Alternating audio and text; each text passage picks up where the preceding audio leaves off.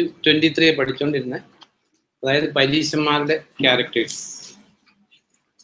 ഇടയിലൊരു break വന്നു. Continue with the old subject. Mathew 23 പഠിച്ച സ്ഥലങ്ങളൊക്കെ മറന്നിട്ടുണ്ടാവും, സാരമില്ല.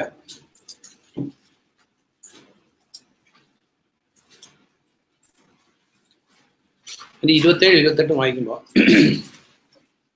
വേദജ്ഞരെ ഫരിസേയരെ, കപടനാട്യക്കാരായ നിങ്ങൾക്ക് ദുരിതം, നിങ്ങൾ വെള്ള പൂശിയ ശവക്കല്ലറകൾക്ക് തുല്യരാണ്. അവ പുറമെ മനോഹരമായി കാണപ്പെടുന്നു, എന്നാൽ അവയ്ക്കുള്ളിൽ മരിച്ചവരുടെ എല്ലുകളും സർവ്വവിധ മാലിന്യങ്ങളും നിറഞ്ഞിരിക്കുന്നു. അങ്ങനെ തന്നെ മനുഷ്യർക്ക് നിങ്ങളും പുറമെ നീതിമാന്മാരായി കാണപ്പെടുന്നു, എന്നാൽ നിങ്ങളുടെ ഉള്ളിൽ കാപട്യവും അപരാധവും നിറഞ്ഞിരിക്കുന്നു. അപ്പോൾ പരീശന്മാരുടെ ക്യാരക്ടറായിട്ട് ഇവിടെ കർത്താവ് പറഞ്ഞിരിക്കുന്ന ഒരു പ്രധാനപ്പെട്ട ഒരു ക്യാരക്ടറാണ്. അതായത് ജനറലി സ്പീക്കിംഗ്, ജനറലൈസ് ചെയ്യുമ്പോൾ, അതായത് പുറമേ അകമേയും ഡിഫറെൻ്റ് ആയിട്ടുള്ള ക്യാരക്ടറായിരുന്നു പരീശന്മാരുടെ. ഒരു പുറമെ ദൈവികരായിട്ട് കാണപ്പെടുമായിരുന്നു, പക്ഷെ ഉള്ള് എല്ലാവിധ മാലിന്യങ്ങളും കാപട്യങ്ങളും ഉള്ളവരായിരുന്നു. കർത്താവ് അവരെ ശവക്കല്ലറകൾക്ക് തുല്യരാക്കിയ ഉപമിച്ചേക്കുന്നത്. അപ്പൊ നമ്മളെ സംബന്ധിച്ച് ഈ ക്യാരക്ടർ പഠിക്കുന്നത് വളരെ ഇമ്പോർട്ടൻ്റ് ആണ്. കാരണം കർത്താവ് ശവക്കല്ലറയോട് ഉപമിച്ചേക്കുന്നത് പരീശന്മാരെ അല്ല, പരീശന്മാരുടെ ഈ ക്യാരക്ടറിനെയാണ്. അപ്പൊ നമ്മുടെ ജീവിതത്തിൽ അതുകൊണ്ട് എത്രത്തോളം നമ്മൾ ട്രാൻസ്പെയറൻ്റ് ആയിരിക്കണം എന്ന് നമ്മൾ നോക്കിയാൽ മതി. അതായത് പുറമെ ഒരു ക്യാരക്ടർ, ആകമ വേറൊരു ക്യാരക്ടർ. ഇത് എല്ലാ മനുഷ്യരും ടെംപ്റ്റഡ് ആകുന്ന ഒരു കാര്യമാണ്. പലപ്പോഴും മനുഷ്യന്റെ മുമ്പിൽ നല്ലതായിട്ട് അപ്പിയർ ചെയ്യാനായിട്ട് ട്രൈ ചെയ്യുക എന്നുള്ളതൊരു ഒരു ബേസിക് ഹ്യൂമൻ ക്യാരക്ടറാണ്, മീൻസ് ആദാമിക് ക്യാരക്ടറാണ്. ഈ മാനസാന്തരപ്പെട്ടുള്ള ജീവിതം, അല്ലെങ്കിൽ കർത്താവായ യേശുക്രിസ്തുവിനോട് കൂടിയിട്ടുള്ള ദൈവിക ജീവിതം എന്ന് പറയുന്നത് മനുഷ്യന്റെ സ്വാഭാവികമായിട്ടുള്ള എല്ലാ നേച്ചറിനും ഡയമെട്രിക്കലി ഓപ്പോസിറ്റ് ആയിരിക്കും. അതുകൊണ്ടാണ് മനുഷ്യന് ജീവിക്കാൻ ബുദ്ധിമുട്ടായിരിക്കുന്നത്. കാരണം സ്വാഭാവികമായിട്ടുള്ളതിന് വിപരീതമായിട്ട് ജീവിക്കാൻ ബുദ്ധിമുട്ടാണ്. അപ്പം നമ്മളൊരു മരത്തിൽ നിന്നൊരു എന്താ പറയുന്നത്, ആപ്പിള് കട്ട് ചെയ്താൽ താഴേക്ക് വീഴും. അത് നാച്ചുറലി ഗ്രാവിറ്റി ഫോഴ്സ് ഉള്ള പോലെ തന്നെ മനുഷ്യന്റെ നാച്ചുറൽ ടെൻഡൻസി എന്ന് പറയുന്ന എല്ലാം ദൈവത്തിന്റെ വഴിക്ക് വിപരീതമാണ്, സ്വാഭാവിക മനുഷ്യന്റെ ക്യാരക്ടർ.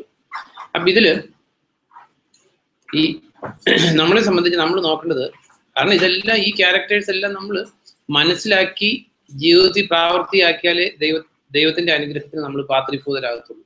അല്ലെങ്കിൽ കർത്താവ് ശിഷ്യന്മാരുടെ കാല് കഴുകിക്കൊണ്ട് പറയുന്നുണ്ട്, അത് നിങ്ങൾ ഇത് മനസ്സിലാക്കി അനുസരിക്കുന്നു എങ്കിൽ നിങ്ങൾ അനുഗ്രഹീതരാണ്.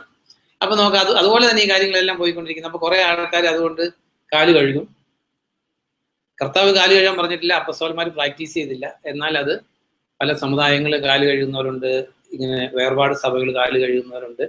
അപ്പൊ ഈ കർത്താവിന്റെ ടീച്ചിങ്സ് മനസ്സിലാക്കി അനുസരിച്ചാൽ മാത്രമേ നമ്മൾ അനുഗ്രഹീതരാകത്തുള്ളൂ. ഇതിനകത്ത് ഈ പറഞ്ഞേക്കുന്ന, അപ്പൊ നമ്മളെ സംബന്ധിച്ച് നമ്മൾ അറിയേണ്ട ഒരു കാര്യം, എപ്പോഴും നമ്മൾ ശ്രദ്ധിക്കേണ്ട ഒരു കാര്യമാണ്, നമ്മൾ പുറമെ സംസാരിക്കുന്നതായിരിക്കണം നമ്മുടെ അകത്തൊന്ന് വെച്ചിട്ട് പുറമെ ഒന്ന് സംസാരിച്ചാൽ കർത്താവ് നമ്മളെ എന്ത് അഡ്രസ് ചെയ്യും? ശവക്കല്ലറകളെയും കർത്താവ് വിളിക്കും. അപ്പൊ ഈ മാത്യു ചാപ്റ്റർ 23 കർത്താവ് യേശുക്രിസ്തുവിന്റെ ജീവിതത്തിൽ ഏറ്റവും ഹാർഡായിട്ടുള്ള വേർഡുകൾ യൂസ് ചെയ്തിട്ടുള്ള ചാപ്റ്റർ. അപ്പൊ നമ്മളെ സംബന്ധിച്ച് we must be very vigilant. അപ്പൊ ഈ പരീശന്മാരുടെ ക്യാരക്ടറിന്റെ ഏറ്റവും കൂടുതലായിട്ട് പരീശന്റെ ക്യാരക്ടർ കർത്താവ് തന്നെ പഠിപ്പിച്ച്, അതോടെ നമ്മളൊന്ന് വായിച്ചാൽ നമുക്കറിയാവുന്ന കാര്യം, പരീശന്റെ ചുങ്കക്കാരന്റെ ഉപമ ലൂക്ക് ചാപ്റ്റർ 18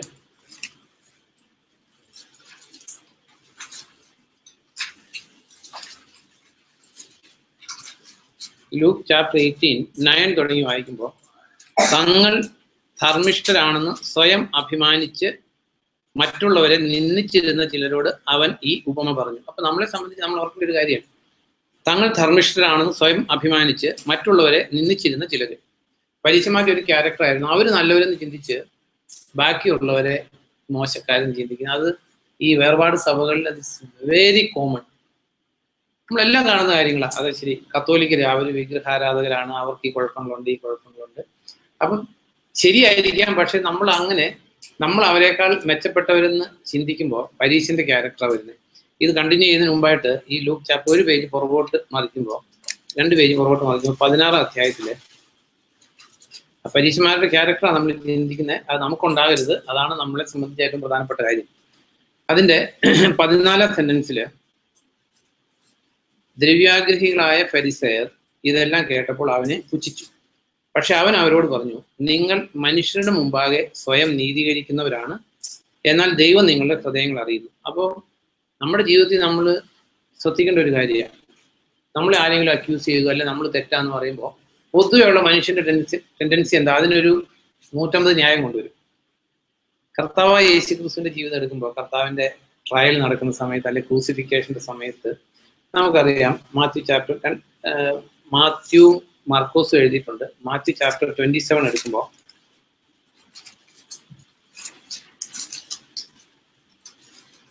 മാത്യു ചാപ്റ്റർ 27 11 തുടങ്ങി വായിക്കുമ്പോൾ, യേശു ദേശാധികാരിയുടെ മുമ്പാകെ ഹാജരാക്കപ്പെട്ടു. ദേശാധികാരി ചോദിച്ചു, നീ യഹൂദരുടെ രാജാവോ? യേശു പറഞ്ഞു, താങ്കൾ അങ്ങനെ പറഞ്ഞു. മുഖ്യ പുരോഹിതരും മൂപ്പന്മാരും കുറ്റം ആരോപിച്ചപ്പോൾ അവൻ ഉത്തരം ഒന്നും പറഞ്ഞില്ല. അപ്പോൾ പീലാത്തോസ് അവനോട് ചോദിച്ചു, അവർ നിനക്കെതിരെ എന്തെല്ലാം തെളിവുകളാണ് നൽകുന്നത് എന്ന് നീ കേൾക്കുന്നില്ലേ? ദേശാധികാരിയെ വളരെയധികം അത്ഭുതപ്പെടുത്തുമാറ് അവൻ നിശബ്ദനായിരുന്നു. ഒരു ആരോപണത്തിനും അവൻ മറുപടി പറഞ്ഞില്ല. നമ്മളെ സംബന്ധിച്ച് വളരെ പ്രധാനപ്പെട്ട ഒരു കർത്താവിന്റെ ക്യാരക്ടർ നമ്മൾ പഠിക്കേണ്ട ഒരു ക്യാരക്ടറാണ്. അതായത് എല്ലാവരും കർത്താവിനെ കുറിച്ച് റിപ്പീറ്റഡ് ആയിട്ട് ആരോപണങ്ങൾ പറഞ്ഞുകൊണ്ടേയിരുന്നു. പക്ഷെ ഒരാരോപണത്തിനും അവൻ മറുപടി പറഞ്ഞില്ല. നമ്മൾ അറിയേണ്ട ഒരു കാര്യം, നമ്മളെ കുറിച്ച് ആൾക്കാർ ചീത്ത പറയുമ്പോൾ, ആരോപണങ്ങൾ പറയുമ്പോൾ, if you are keeping quiet and if you are right, 2 condition ഉണ്ട്. ഒന്ന്, നമ്മൾ നിഷ്കളങ്കരായിരിക്കണം. 2, നമ്മൾ നിശബ്ദരായിട്ടിരുന്നാൽ Lord will plead for us, കർത്താവ് നമുക്ക് വേണ്ടി വാദിക്കും. അതേസമയം പൊതുവെയുള്ള മനുഷ്യ പ്രകൃതി എന്ന് പറഞ്ഞാൽ നമ്മളെ കുറിച്ച് ഒരു ആരോപണം പറഞ്ഞാൽ നമ്മൾ 150 ന്യായം, അതായത് ഇതുകൊണ്ടാ സംഭവിച്ചത്, ഇതുകൊണ്ടാ സംഭവിച്ചതെന്ന് പറയും. കർത്താവ് നമുക്ക് ഓൺ ദി വെർജ് ഓഫ് ഡെത്താ, പക്ഷെ ഒരാരോപണങ്ങൾക്കും മറുപടി പറഞ്ഞില്ല. അതിൽ എഴുതിയേക്കുന്നേ ദേശാധികാരിയെ അത്ഭുതപ്പെടുത്തുമാറും. കാരണം അങ്ങനെ ഒരു കാര്യം കണ്ടിട്ടില്ല ദേശാധികാരി. കാരണം ട്രയലിലെല്ലാം അവനവനെ ജസ്റ്റിഫൈ ചെയ്യുന്ന കാര്യങ്ങൾ എല്ലാവരും പറഞ്ഞുകൊണ്ടിരിക്കും. പക്ഷെ ഇവിടെ കർത്താവ് നിശബ്ദനായിരുന്നു. അപ്പൊ നമ്മുടെ ജീവിതത്തിൽ ലൂക്ക് ചാപ്റ്റർ 16 നമ്മൾ കണ്ടു, നിങ്ങളെ തന്നെ മനുഷ്യരുടെ മുമ്പാകെ ന്യായീകരിക്കുന്നവരാണ്. നമ്മൾ യഥാർത്ഥത്തിൽ ദൈവത്താൽ അപ്രൂവ്ഡ് ആണെങ്കിൽ ദൈവം നമ്മളെ വിൻഡിക്കേറ്റ് ചെയ്യും, ദൈവം നമ്മളെ അപ്രൂവ് ചെയ്യും. അല്ലെങ്കിൽ ആരെല്ലാം എന്തെല്ലാം ആരോപണങ്ങൾ കൊണ്ടുവന്നാലും ആ മനുഷ്യരുടെ മുമ്പാകെ തന്നെ നമ്മുടെ സത്യസന്ധത കർത്താവ് ഡെമോൺസ്ട്രേറ്റ് ചെയ്യും ഉറപ്പായിട്ടും. ഇപ്പൊ ലൂക്ക് ചാപ്റ്റർ 18 പരീശന്റെ ക്യാരക്ടർ നമ്മൾ തുടർന്ന് വായിക്കുമ്പോൾ, അപ്പൊ കർത്താവ് ഈ ഉപമ പറയാനുള്ള കാരണം, തങ്ങൾ ധർമ്മിഷ്ഠരാണെന്ന് സ്വയം അഭിമാനിച്ച് മറ്റുള്ളവരെ നിന്ദിച്ചിരുന്ന ചിലരോട്. നമുക്ക് ഇത് നമ്മളെല്ലാം കാണുന്ന കാര്യങ്ങളാണ്. പൊതുവെ ഇന്നത്തെ ക്രിസ്ത്യാനിറ്റി അല്ലെ വേർപാട് എന്ന് പറയുന്നത് കേവലം തിയറിയിൽ ഒതുങ്ങിയിരിക്കുക. ശരി, ടീച്ചിങ്ങുകൾ ശരി, കത്തോലിക്കിന് എന്നതാ പഠിപ്പിക്കുന്നത്, അത് ബൈബിൾ അനുസരിച്ച് തെറ്റാണ്, ശരിയായിരിക്കും. പക്ഷേ ഈ ടീച്ചിങ്ങുകളെല്ലാം, ക്രിസ്ത്യൻ ടീച്ചിങ്സ് എല്ലാം എന്തിനു വേണ്ടിയുള്ളതാണ്? എല്ലാം പ്രാക്ടീസ് ചെയ്യാൻ വേണ്ടി കർത്താവ് പഠിപ്പിച്ചതാണ്. അപ്പൊ അതേസമയം ഇന്നത്തെ ക്രിസ്ത്യാനിറ്റി അങ്ങനെ അങ്ങ് അധപ്പതിച്ചു പോയി. അതായത് ഇന്ന കൂട്ടർ ഇന്ന കാര്യങ്ങളിൽ തെറ്റാണ്, തിയറിറ്റിക്കലി ഇറ്റ് ഈസ് ട്രൂ, പക്ഷെ വാട്ട് അബൌട്ട് യുവർ ലൈഫ്? കാരണം ഇതെല്ലാം പ്രാക്ടീസ് ഇല്ലാത്ത തിയറിക്ക് അബ്സല്യൂട്ട്ലി ദൈവത്തിന്റെ മുമ്പിൽ ഒരു വാല്യൂ ഇല്ല. അതുകൊണ്ടാണ് അപ്പോസ്തലനായ പൗലോസ് എഴുതി, മറ്റുള്ളവരെ തങ്ങളെക്കാൾ ശ്രേഷ്ഠരെന്ന് എണ്ണണം. എന്നിട്ട് ഇവിടെ അത് കർത്താവ് പറഞ്ഞ ഉപമ നമ്മളൊന്ന് ജസ്റ്റ് വായിക്കുന്നത് നല്ലതാണ്. 2 മനുഷ്യർ, ലൂക്ക് 18:10 തുടങ്ങി വായിക്കുമ്പോൾ, 2 മനുഷ്യർ പ്രാർത്ഥിക്കാൻ ദേവാലയത്തിൽ പ്രവേശിച്ചു, ഒരു ഫരിസേയനും ഒരു ചുങ്കക്കാരനും.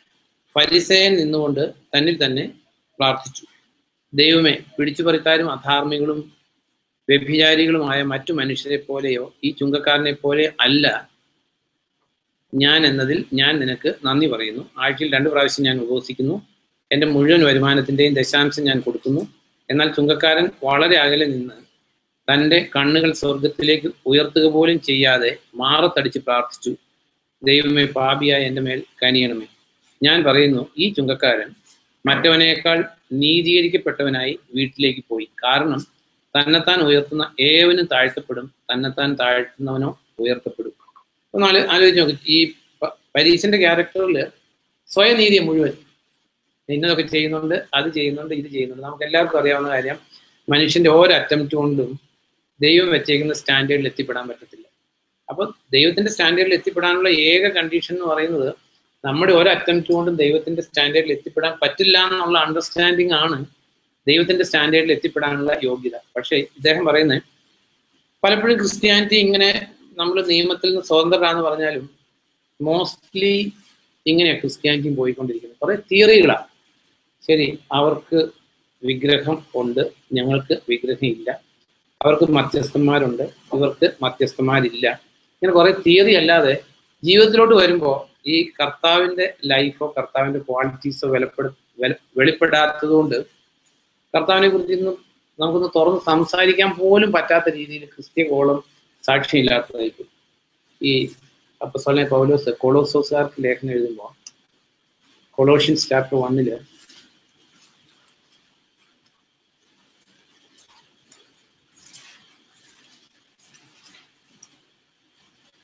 അതിൻ്റെ 9 തുടങ്ങി വായിക്കുമ്പോൾ നമ്മളിതെല്ലാവരും ഭയത്തോടെ ഓർത്തിരിക്കുന്ന ഒരു കാര്യം, നമ്മളെല്ലാം ഇത് നെഗറ്റീവായിട്ട് ബാധിച്ചിരിക്കുന്ന ഒരു കാര്യമാണ്. കാരണം നമ്മുടെ ക്രിസ്ത്യാനിറ്റി അല്ലെങ്കിൽ നമ്മളൊരു കത്തോലിക്കനോട് സുവിശേഷം പറയുമ്പോൾ പലപ്പോഴും അതുകൊണ്ട് തിയറിക്ക് വാല്യൂ ഇല്ലെന്നോ തിയറിറ്റിക്കൽ ബേസ് ഇല്ലാതെ നല്ല ജീവിതം നയിക്കാമെന്നോ അല്ല. അറ്റ് ദി സെയിം ടൈം തിയറിയിൽ ഒതുങ്ങുന്ന ഒരു ലൈഫേ അല്ല ക്രിസ്ത്യൻ ലൈഫ്. നമ്മൾ അറിഞ്ഞിരിക്കേണ്ട ഒരു കാര്യം, അപ്പോസ്തലന്മാരെല്ലാം അത് പഠിപ്പിച്ചു, കർത്താവ് പഠിപ്പിച്ചു. നിങ്ങളെക്കുറിച്ച് കൊളോഷ്യൻസ് 1:9 നിങ്ങളെക്കുറിച്ച് കേട്ട ദിവസം മുതൽ നിങ്ങൾക്ക് വേണ്ടി നിങ്ങൾ ദൈവഹിതത്തെക്കുറിച്ചുള്ള അറിവും ആധ്യാത്മിക ജ്ഞാനവും വിവേകവും തികഞ്ഞവരാകാൻ വേണ്ടി ഞങ്ങൾ നിരന്തരം പ്രാർത്ഥിക്കുന്നു. അപ്പോൾ ഇവർക്ക് ആധ്യാത്മിക ജ്ഞാനം ഉണ്ടാകണം, ദൈവഹിതത്തെക്കുറിച്ചുള്ള നോളജ് ഉണ്ടാകണം, വിവേകം ഉണ്ടാകണം. ഇതുണ്ടായാൽ അങ്ങനെ കർത്താവിന് യോഗ്യമാം വിധം ജീവിച്ച് അവനെ പ്രീതിപ്പെടുത്താൻ നിങ്ങൾക്ക് കഴിയട്ടെ. അപ്പോൾ കർത്താവിനെ പ്രീതിപ്പെടുത്താനായിട്ട് there is no other way. ബൈബിളിനകത്ത് എത്ര പാണ്ഡിത്യം ഉണ്ടായാലും, ബൈബിൾ ഇങ്ങനെയാണ് പഠിപ്പിക്കുന്നത്, ബൈബിളിൽ എത്ര PhD എടുത്താലും, ബൈബിളിൽ എത്ര തീസിസ് സബ്മിറ്റ് ചെയ്താലും ഒന്നും ദൈവത്തെ പ്രീതിപ്പെടുത്താൻ പറ്റത്തില്ല. ദൈവത്തെ പ്രീതിപ്പെടുത്താനായിട്ട് ഉള്ള കാര്യം ഇവിടെ പറഞ്ഞിരിക്കുന്നതിന് കർത്താവിന് യോഗ്യമാം വിധം ജീവിച്ച് അവനെ പ്രീതിപ്പെടുത്താൻ നിങ്ങൾക്ക് കഴിയട്ടെ. there is no other way. അതായത് ദൈവത്തിന്റെ തിരുവെഴുത്തിനനുസരിച്ച്. അതുകൊണ്ട് നമ്മൾ ആരും പെർഫെക്റ്റ് എന്നല്ല. അറ്റ് ദി സെയിം ടൈം ഈ കർത്താവ് പറഞ്ഞേക്കുന്ന പോലെയുള്ള ജീവിതമാണ് വേർപാട് അല്ലെങ്കിൽ ക്രിസ്ത്യാനിറ്റി അല്ലെങ്കിൽ രക്ഷിക്കപ്പെടൽ എന്നുള്ള കാര്യം നമ്മുടെ ഹൃദയത്തിൽ നിന്ന് മനസ്സിലാക്കിയില്ല എങ്കിൽ നമ്മൾ തിയറി പറയുന്നവരായിരിക്കും. അതായത് കത്തോലിക്കർക്ക് പുണ്യാളന്മാരുണ്ട്, അല്ലെങ്കിൽ അവിടെ ശിശു സ്നാനാണ്, ഇവിടെ മുതിർന്ന സ്നാനാണ്, അവിടെ വേർപാടാണ്, ഇവിടെ വേർപാടാണ്. അബ്സല്യൂട്ട്ലി ഒരു വാല്യൂ ഇല്ല ദൈവത്തിന്, അബ്സല്യൂട്ട്ലി സീറോ വാല്യൂ. അപ്പൊ ഇവിടെ എഴുതിയേക്കുന്ന അങ്ങനെ ദൈവത്തിന് സ്വീകാര്യമാം വിധം ജീവിച്ച് അവനെ പ്രീതിപ്പെടുത്തുക. ഇതേ കാര്യം അപ്പോസ്തലന്മാരെല്ലാവരും പഠിപ്പിച്ചു. കർത്താവ് ഗിരിപ്രഭാഷണത്തിൽ പറഞ്ഞു, മാത്യു ചാപ്റ്റർ 7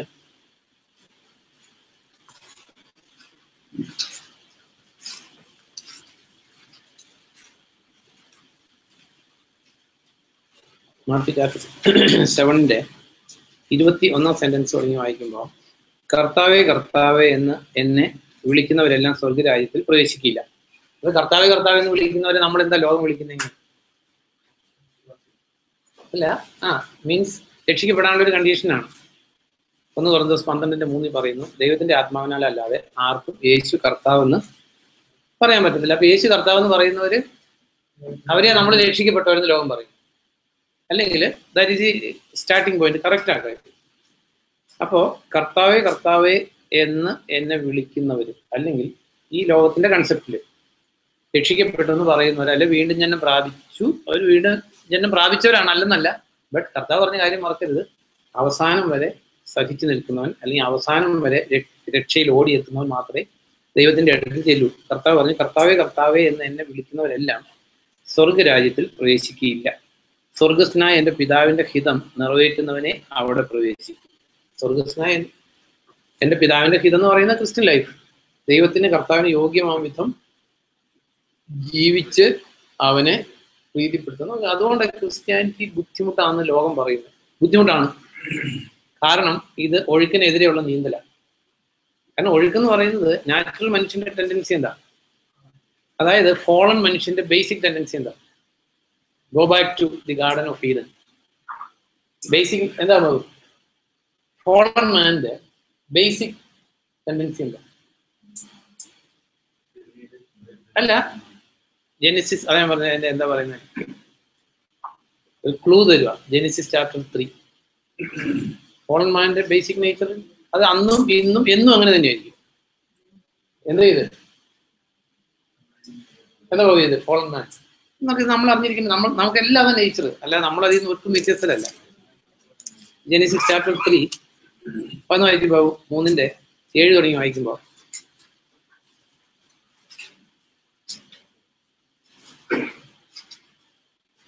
ജെനസിസ് 3:7 തുടങ്ങി വായിക്കുമ്പോൾ ആ ഹെഡിങ്ങിന്റെ അടിയിലേക്ക് വായിച്ചാൽ മതി.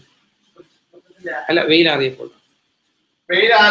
തോട്ടത്തിലൂടെ കർത്താവായ ദൈവം നടക്കുന്ന ശബ്ദം അവർ കേട്ടു.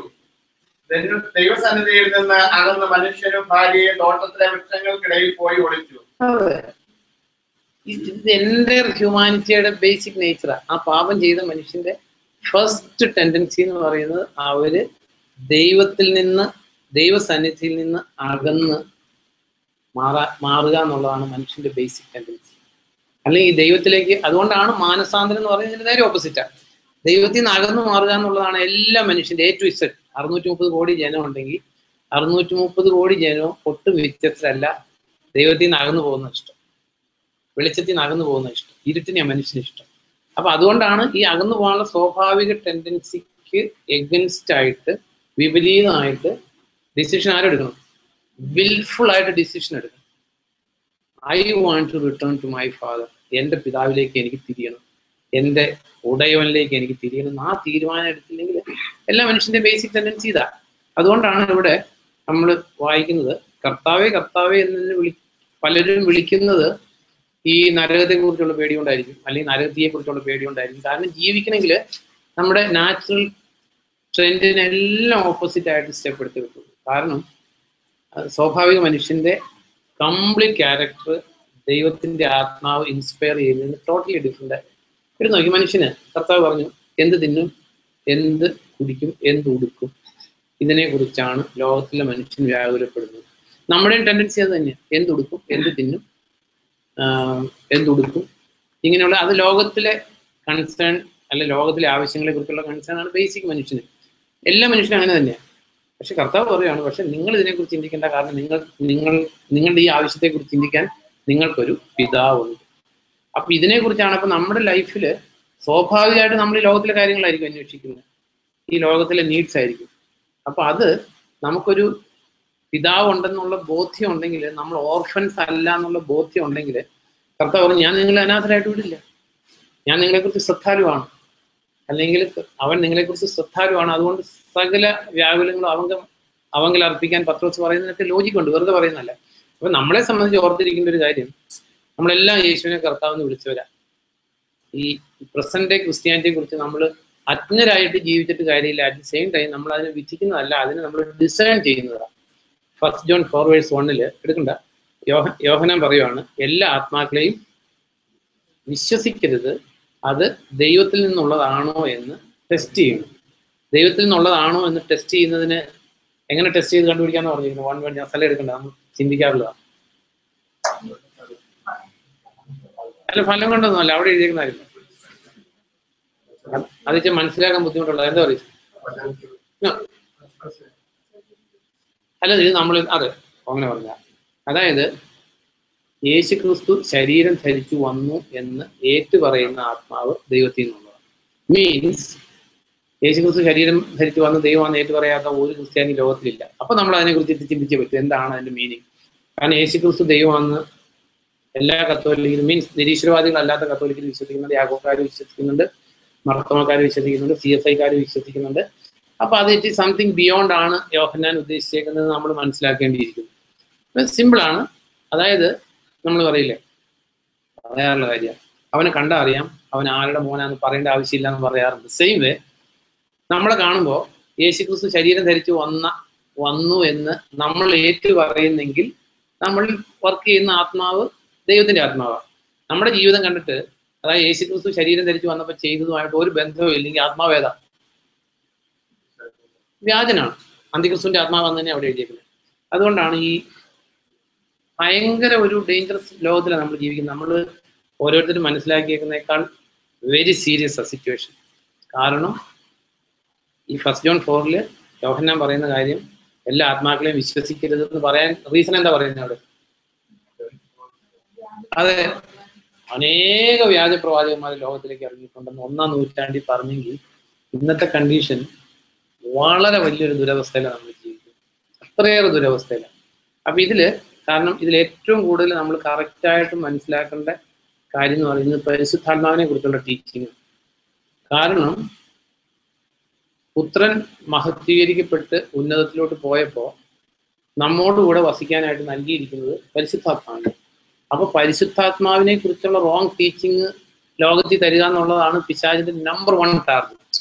എങ്കിൽ മാത്രമേ മനുഷ്യനെ തെറ്റിക്കാൻ പറ്റത്തുള്ളൂ. കാരണം സത്യത്തിലോട്ട് വഴി നടത്തുന്നത് പരിശുദ്ധാത്മാവാണ്. ഞാൻ പോയി കഴിയുമ്പോൾ സഹായകൻ വരും, അവൻ സകല സത്യത്തിലേക്ക് വഴി നടത്തും. അപ്പൊ പരിശുദ്ധാത്മാവിനെ കുറിച്ചുള്ള ടീച്ചിങ്, പരിശുദ്ധാത്മാവിനെ കറക്റ്റ് ചെയ്യാൻ ആരെ കൊണ്ട് പറ്റത്തില്ല.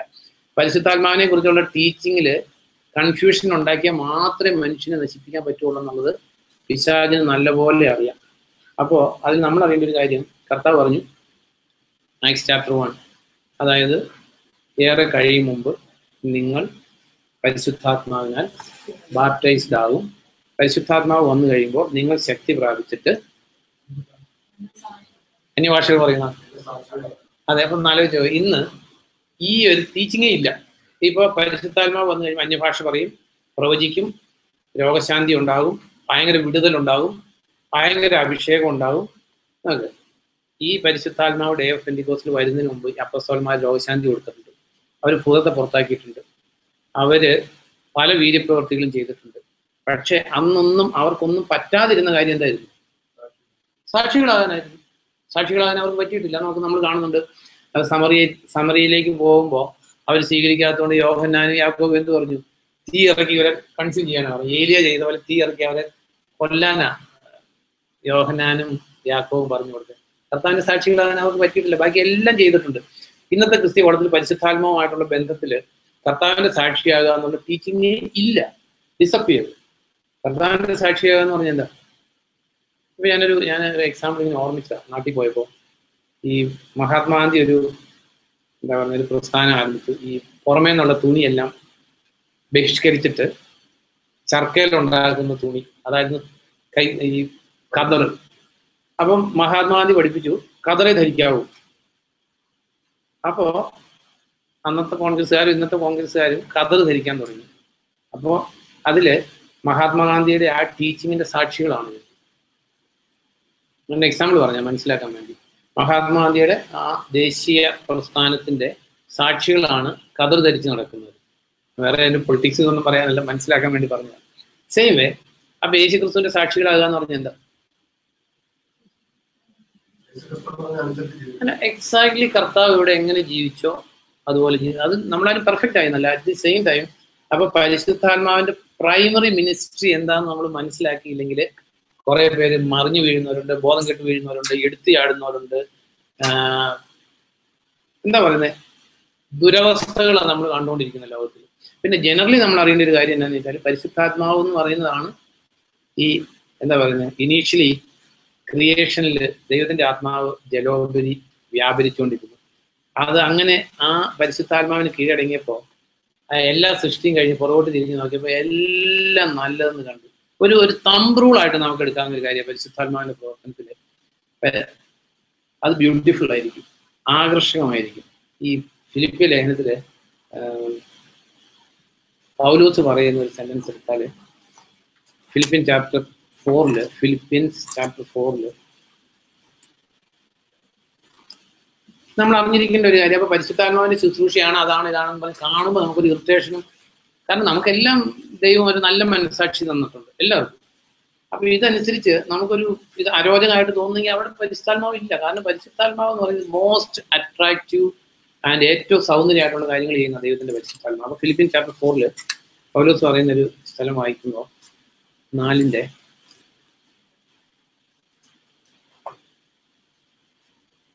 അതിന്റെ 8 തുടങ്ങി വായിക്കുമ്പോൾ 4:8 അവസാനമായി സഹോദരരെ, സത്യമായതൊക്കെയും മാന്യമായതൊക്കെയും നീതിയായതൊക്കെയും വിശുദ്ധമായതൊക്കെയും സുന്ദരമായതൊക്കെയും ആകർഷകമായതൊക്കെയും ഹിതകരമായതൊക്കെയും ഉത്കൃഷ്ടമായതൊക്കെയും പ്രശംസാർഹമായതൊക്കെയും നിങ്ങളുടെ ചിന്തയ്ക്ക് വിഷയീഭവിക്കട്ടെ. അതായത് നമ്മളെല്ലാവരും ഓർത്തിരിക്കേണ്ട ഒരു വചനം, ദൈവവും ദൈവത്തിന്റെ മിനിസ്ട്രി, ദൈവത്തിന്റെ പരിശുദ്ധാത്മാവിന്റെ ശുശ്രൂഷയും വെളിപ്പെടുന്നിടത്ത് ഈ പറഞ്ഞേക്കുന്ന ഈ 4:8 ഫുൾഫിൽഡ് ആയിട്ടുണ്ടാവും.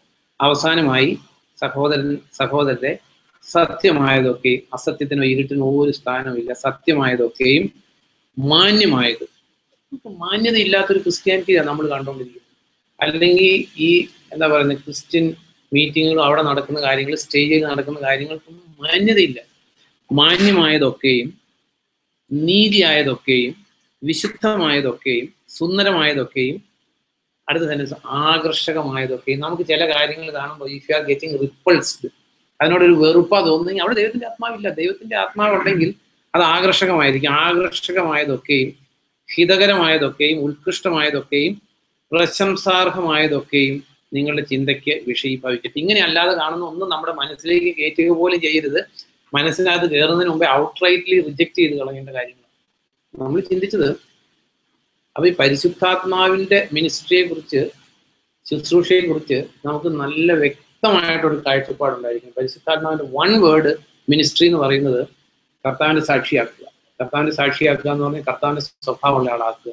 കർത്താവിന്റെ മുഖച്ചായയിലോട്ട്, മുഖച്ചായ മീൻസ് കണ്ണും മൂക്കെന്നുള്ള അർത്ഥത്തിലല്ല, കർത്താവിന്റെ മുഖച്ചായയിലോട്ട് നമ്മളെ രൂപാന്തരപ്പെടുത്തുക. ഈ 2 കൊറിന്ത്യൻസ് 3 എടുക്കുമ്പോൾ നമ്മൾ ചിന്തിച്ചത് പരീക്ഷന്റെ ക്യാരക്ടറാണ്.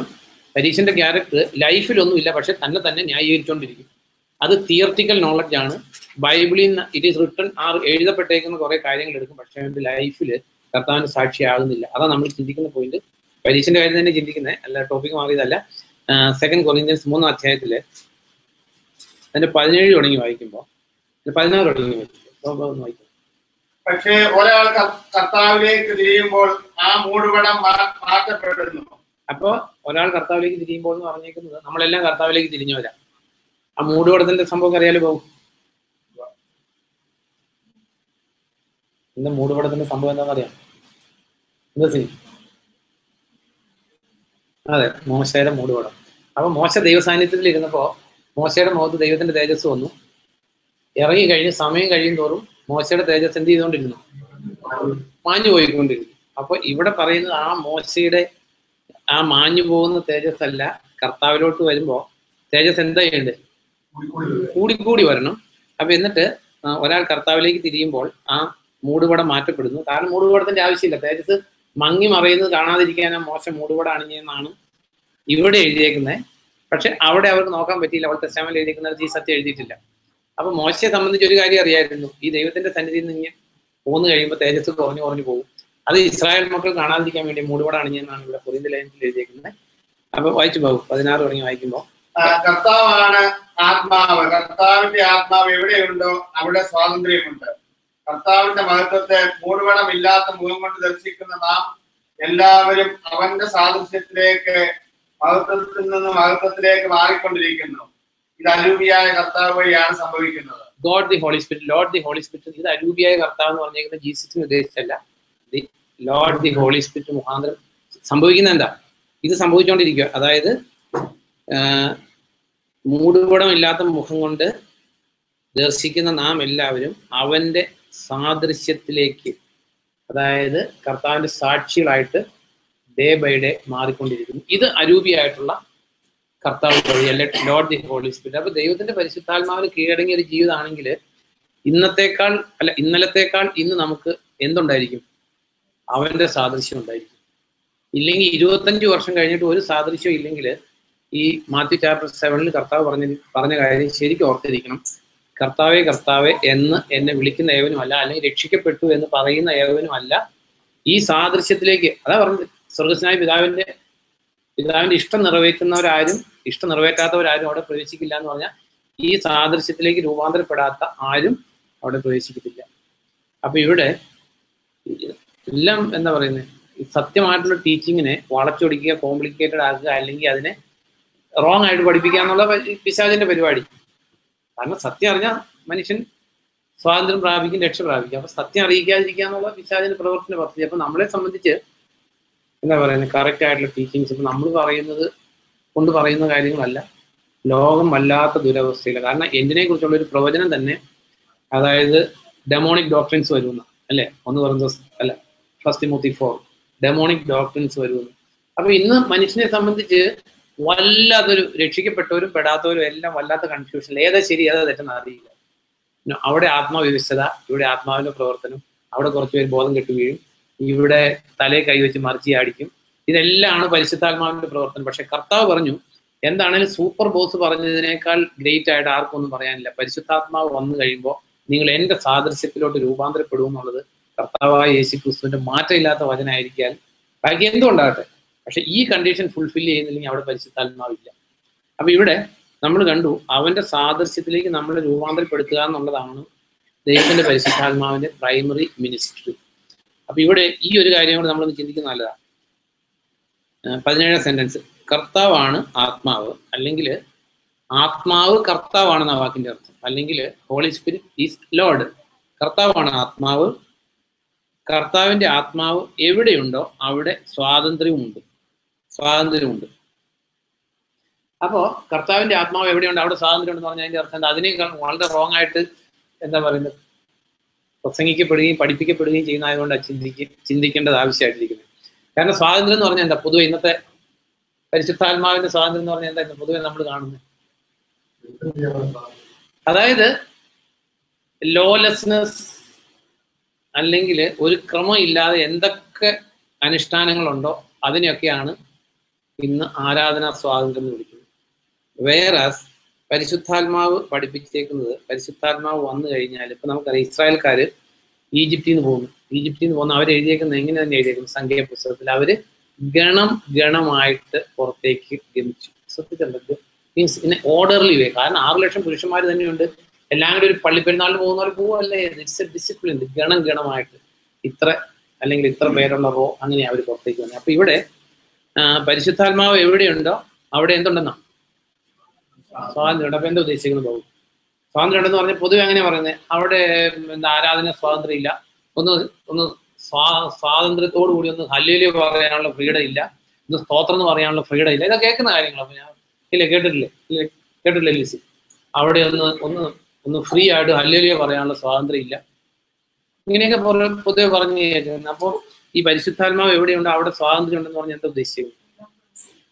Freedom from sin. ഈ ജോൺ ചാപ്റ്റർ 8 എടുക്കുമ്പോൾ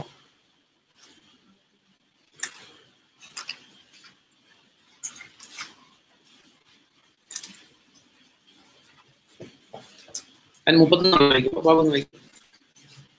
യേശു തന്നെ വിശ്വസിച്ച യഹൂദരോട് പറഞ്ഞു, എന്റെ വചനത്തിൽ ഉറച്ചു നിന്നാൽ നിങ്ങൾ യഥാർത്ഥത്തിൽ എന്റെ ശിഷ്യന്മാരാണ്. അപ്പൊ ബാബു ശ്രദ്ധിക്കേണ്ട ഒരു കാര്യം ചിന്തിച്ചിട്ടുള്ളതാ. അപ്പൊ ഈ ഇവിടെ നിന്ന് തുടങ്ങി കർത്താവ് പറയുന്നത് ആരോടാ? യേശു തന്നിൽ വിശ്വസിച്ച യഹൂദരോട് പറഞ്ഞു. അപ്പൊ വിശ്വസിക്കുന്നവരെ പൊതുവെ നമ്മൾ വിശ്വാസികൾ എന്നല്ലേ പറയുന്നത്, ആണല്ലോ. തന്നിൽ വിശ്വസിച്ച യഹൂദരോട് പറഞ്ഞു, എന്റെ വചനത്തിൽ ഉറച്ചു നിന്നാൽ നിങ്ങൾ യഥാർത്ഥത്തിൽ എന്റെ ശിഷ്യന്മാരാണ്.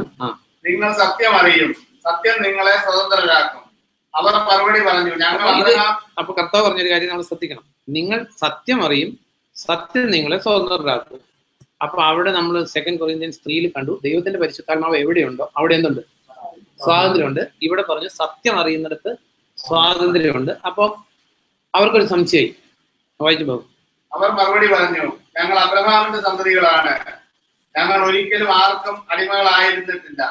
നിങ്ങൾ സ്വതന്ത്രരാക്കപ്പെടും എന്ന് നീ പറയുന്നത് എങ്ങനെ? അപ്പൊ അവരൊരു സംശയം ചോദിച്ചു. അപ്പൊ കർത്താവിന് ഉത്തരം പറഞ്ഞിട്ടുള്ളത് കൊണ്ട് നമ്മളെ സംബന്ധിച്ച സംശയത്തിന്റെ ആവശ്യമില്ല. അപ്പൊ ഞങ്ങൾ സ്വതന്ത്രരാകും എന്ന് പറയപ്പെടുന്നത് എങ്ങനെ? യേശു പറഞ്ഞു, സത്യസത്യമായി ഞാൻ നിങ്ങളോട് പറയുന്നു, പാപം ചെയ്യുന്ന ഏവനും പാപത്തിന്റെ അടിമയാണ്. അടിമ എന്നേക്കും വീട്ടിൽ താമസിക്കുന്നില്ല, പുത്രനോ എന്നേക്കും താമസിക്കുന്നു. അതുകൊണ്ട് പുത്രൻ നിങ്ങളെ സ്വതന്ത്രരാക്കുന്നെങ്കിൽ യഥാർത്ഥത്തിൽ നിങ്ങൾ സ്വതന്ത്രരാകും. അതെ. അപ്പൊ ഇവിടെ പറഞ്ഞിരിക്കുന്നത്, അപ്പൊ അവർക്ക് സംശയം വന്നു, ഞങ്ങൾ ഒരിക്കലും അടിമകളായിരുന്നിട്ടില്ല, ഞങ്ങൾ എന്നും അബ്രാഹത്തിന്റെ സന്തതികളായിരുന്നു. കർത്താവ് പറഞ്ഞു, നിങ്ങൾ അബ്രാഹത്തിന്റെ സന്തതിയാണെങ്കിലും ഇസ്ഹാക്കിന്റെ സന്തതിയാണെങ്കിലും യാക്കോബിന്റെ സന്തതിയാണെങ്കിലും പാപം ചെയ്യുന്നുവെങ്കിൽ നിങ്ങൾ പാപത്തിന്റെ അടിമകളാണ്. അപ്പോ സത്യം നിങ്ങൾ അറിയും, സത്യം നിങ്ങളെ സ്വതന്ത്രരാക്കും. അപ്പൊ ദൈവത്തിന്റെ നമ്മൾ ചിന്തിക്കുന്നത് ഈ പരിശുദ്ധാത്മാവിന്റെ ministry it is through the word of God. അപ്പൊ സത്യം അറിയും, സത്യം നിങ്ങളെ സ്വതന്ത്രരാക്കും. അപ്പൊ നമ്മൾ ചിന്തിക്കേണ്ട ഒരു കാര്യം, പലപ്പോഴും നമ്മൾ കേൾക്കുന്ന ആരാധന സ്വാതന്ത്ര്യം വേണം. ഇപ്പൊ ഇതിനകത്ത് ഓൾഡ് ടെസ്റ്റാമെന്റിൽ മോശയുടെ നേതൃത്വത്തിലുള്ള ആരാധന ഉണ്ടായിരുന്നു, അഹ്റോന്റെ നേതൃത്വത്തിലും ഉണ്ടായിരുന്നു. അപ്പോൾ എക്സോഡസ് 32 എടുക്കുമ്പോൾ 32:25 വായിക്കുമ്പോൾ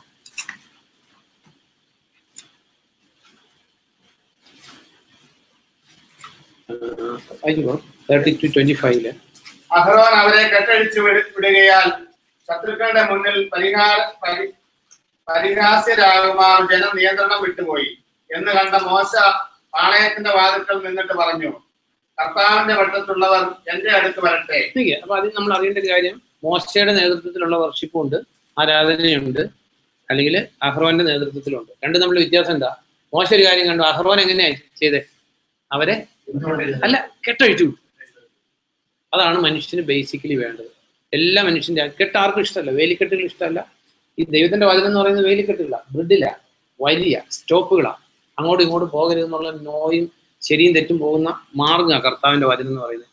അപ്പൊ അഹ്റോന്റെ ആരാധന എങ്ങനെയായിരുന്നു? കെട്ടഴിച്ചു വിട്ടു. അവര്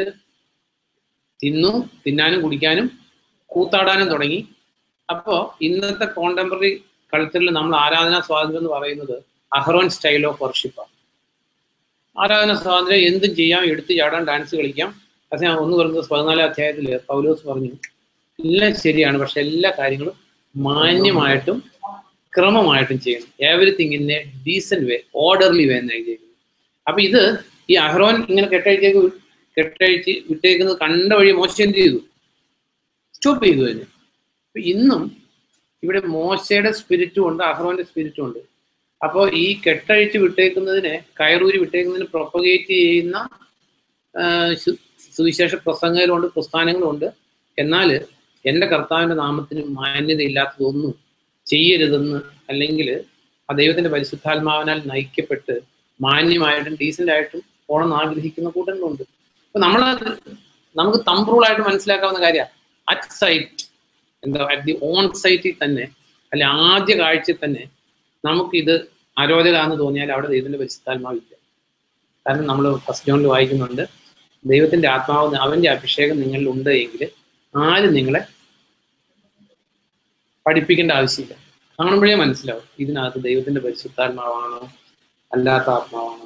കാരണം ദൈവത്തിന്റെ പരിശുദ്ധാത്മാവാണ്, ഇത് ആകർഷകമായിരിക്കും, അത് ക്രമമായിട്ടുള്ളതായിരിക്കും, ബ്യൂട്ടിഫുൾ ആയിരിക്കും. അല്ലെങ്കിൽ അതിനകത്ത് ക്രമം തെറ്റിയിട്ടുള്ളതൊന്നും കാണത്തില്ല. ഈ കൊളോസി ലൈൻ എടുക്കുമ്പോൾ 1:5 കാരണം ഇതൊക്കെ അപ്പസ്തോലന്മാർ നടത്തിയ സഭകൾ എങ്ങനെയായിരുന്നു നമുക്ക് പഠിക്കാൻ പറ്റും. കാരണം ദൈവത്തിന്റെ വചനം ദൈവം വിശ്വസ്തയോടുകൂടി നമുക്ക് കൈമാറി തന്നിരിക്കുന്നതുകൊണ്ട് നമുക്ക് പ്രത്യാശയ്ക്ക് വഴിയുണ്ട്. അതേസമയം മറ്റുള്ള ക്രിസ്ത്യാനിറ്റിയും പ്രാക്ടീസുകളും കണ്ടായിരുന്നു നമ്മൾ പഠിക്കുന്നതെങ്കിൽ നമ്മൾ ടോട്ടലി ഹോപ്പ്ലെസ് ആയി പോയാൽ. കൊളോഷ്യൻസ് 2:5 വായിക്കുമ്പോൾ, ശാരീരികമായി അകലെയാണെങ്കിലും ഞാൻ ആത്മാവിൽ നിങ്ങളോട് കൂടെ ഉണ്ട്. നിങ്ങളുടെ നല്ല ചിട്ടയും ക്രിസ്തുവിലുള്ള അടിയുറച്ച വിശ്വാസവും കാണുമ്പോൾ ഞാൻ സന്തോഷിക്കുന്നു. അതെ, അപ്പൊ കൊളോസി സഭക്കാരുടെ എന്തൊക്കെ കണ്ടപ്പോഴാണ് സന്തോഷിച്ചത്? നല്ല ചിട്ട, ബ്യൂട്ടിഫുൾ ആയിട്ടുള്ള ചിട്ട. ആലോചിച്ച് നോക്കി, ഞാൻ എൻ്റെ ജീവിതാനുഭവങ്ങൾ പറയുന്ന, അതായത് ചില സ്ഥലങ്ങളിൽ നമ്മൾ ചില പ്രാർത്ഥന, ചിലപ്പോൾ നമ്മൾ തന്നെ പോകുന്ന ചർച്ചയാണെന്നിരിക്കും, നമ്മൾ പോകുന്ന ചർച്ചിലേക്ക് ഒരാളെ കൂട്ടിക്കൊണ്ട് പോകുമ്പോൾ ആ ആൾക്ക് അരോചകമായിട്ടുള്ള ഒരു സിറ്റുവേഷൻ ആണെങ്കിൽ നമുക്ക് പുതിയ ഒരാളെ വിളിച്ചുകൊണ്ട് പോകാൻ പറ്റത്തില്ല, നോ, സെൻസ്ലെസ് ആയിരിക്കും. അപ്പോൾ നമ്മൾ വിളിച്ചുകൊണ്ട് പോകുന്ന ഒരു സ്ഥലത്ത് അവിടെ ഡീസൻ്റ് ആൻഡ് ഒരു ക്രമവും ചിട്ടയും അടുക്കും ബ്യൂട്ടിയും ഒക്കെ ഉണ്ടെങ്കിൽ മാത്രമേ നമുക്ക് പുതിയ ഒരാളെ കർത്താവിലേക്ക് നേടാൻ പറ്റത്തുള്ളൂ. പക്ഷെ ഇന്ന് ഇത് ഡിസിപ്ലിൻ അനുസരിച്ച് അല്ലെങ്കിൽ ബ്യൂട്ടിഫുൾ ആയിട്ട് നമ്മൾ ഈ പറയുന്ന പോലെ ഇങ്ങനെ മാന്യമായിട്ടൊക്കെ ചെയ്യണമെന്ന് പറഞ്ഞാൽ, അപ്പൊ പറയുന്ന ഒരു അക്യൂസേഷനാണ് അവിടെ ആരാധനാ സ്വാതന്ത്ര്യം ഇല്ല. ആരാധനാ സ്വാതന്ത്ര്യം എന്ന് പറയുന്നത് ഹൂളിഗാനിസം എന്നുള്ളൊരു ലെവലിൽ ക്രിസ്ത്യാനിറ്റി അധപ്പതിച്ചിരിക്കുമ്പോൾ നമ്മളെ സംബന്ധിച്ച് ഇതിനെക്കുറിച്ച് കറക്റ്റായിട്ട്, കാരണം ലോകം കൺഫ്യൂസ്ഡാണ്, ആർക്കും അറിയത്തില്ല ഏതാ ശരി തെറ്റെന്ന്. അപ്പൊ നമുക്ക് വ്യക്തമായിട്ട് ഇന്നതാണ് ശരി തെറ്റെന്ന് നമുക്ക് വ്യക്തമായിട്ടുള്ള ബോധ്യം ഇല്ലെങ്കിൽ നമ്മുടെ കാര്യം പോക്കാം, നമുക്ക് കർത്താവിന് വേണ്ടി ജീവിച്ചെത്തിക്കാൻ പറ്റത്തില്ല. അപ്പൊ നമ്മൾ ഓർത്തിരിക്കേണ്ട ഒരു കാര്യം, കർത്താവേ എന്ന് നമ്മളെല്ലാവരും വിളിക്കുന്നവരാ, it does not guarantee that we will be with the Lord in eternity. ഓർത്തിരിക്കേണ്ട ഒരു കാര്യമാണ്. കാരണം അതിനുള്ള ഏക ഗ്യാരണ്ടി എന്ന് പറയുന്നത് സ്വർഗസ്നായ പിതാവിന്റെ ഇഷ്ടം നിറവേറ്റുക എന്നുള്ളതാണ്.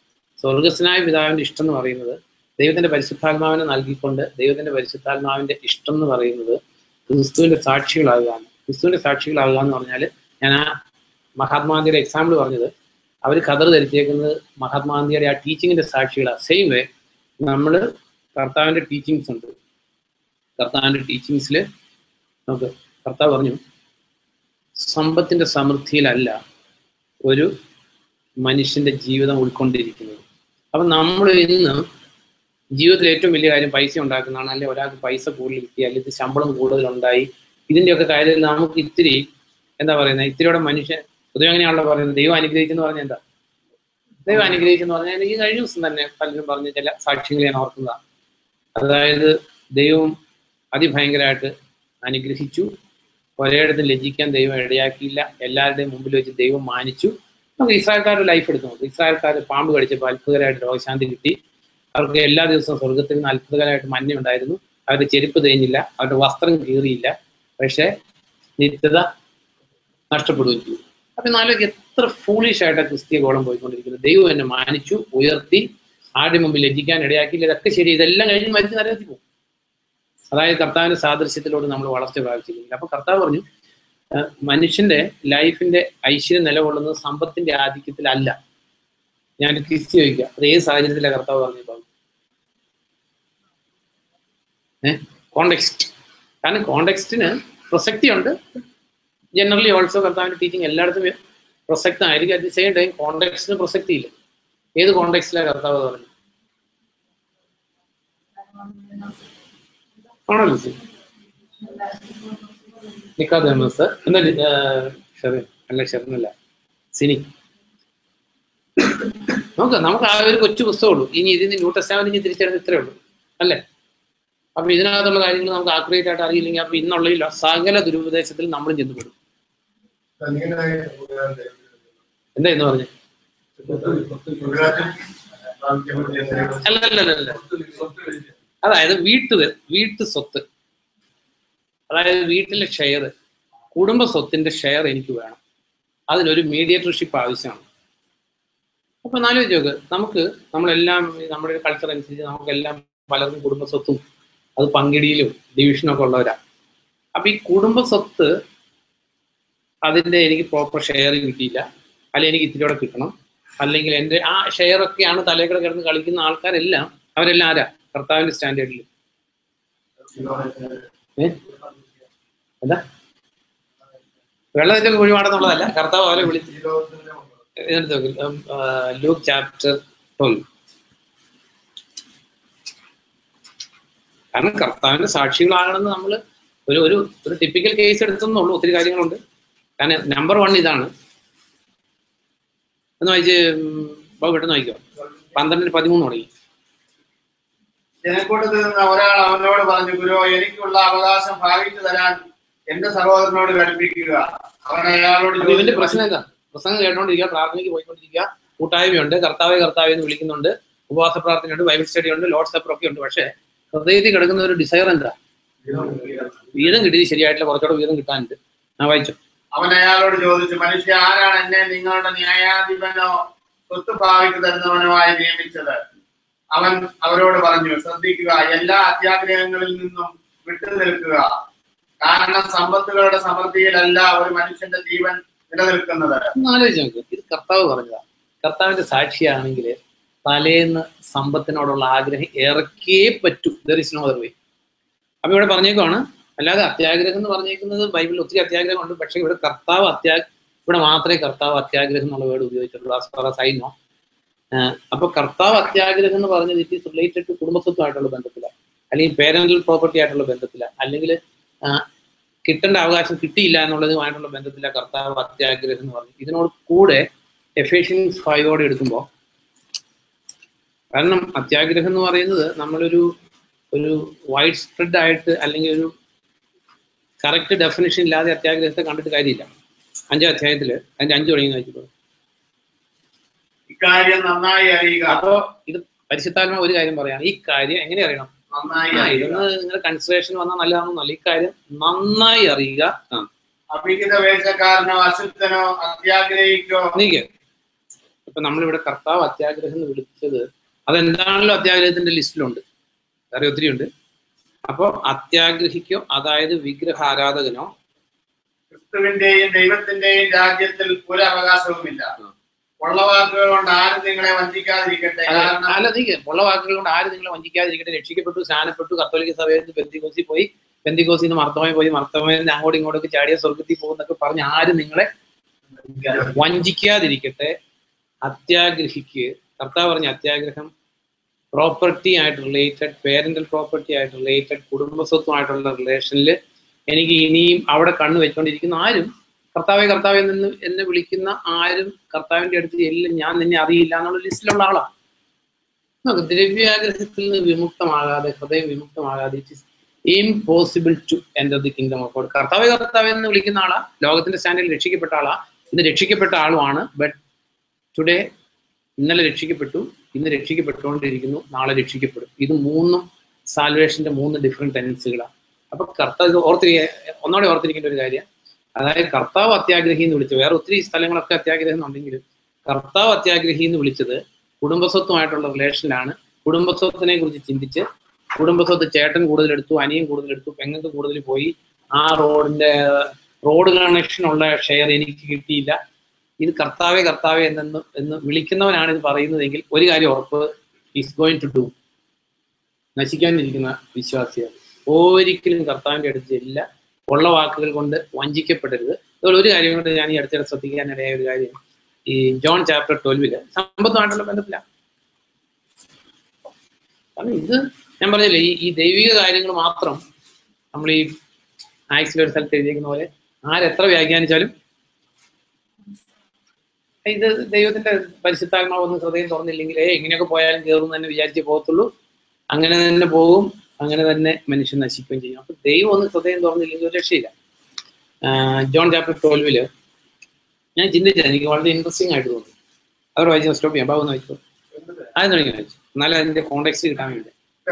6 ദിവസം മുമ്പ് യേശു താൻ മരിച്ചവരിൽ നിന്ന് ഉയർപ്പിച്ച ലാസർ താമസിച്ചിരുന്ന ബെഥനിയായിലേക്ക് വന്നു.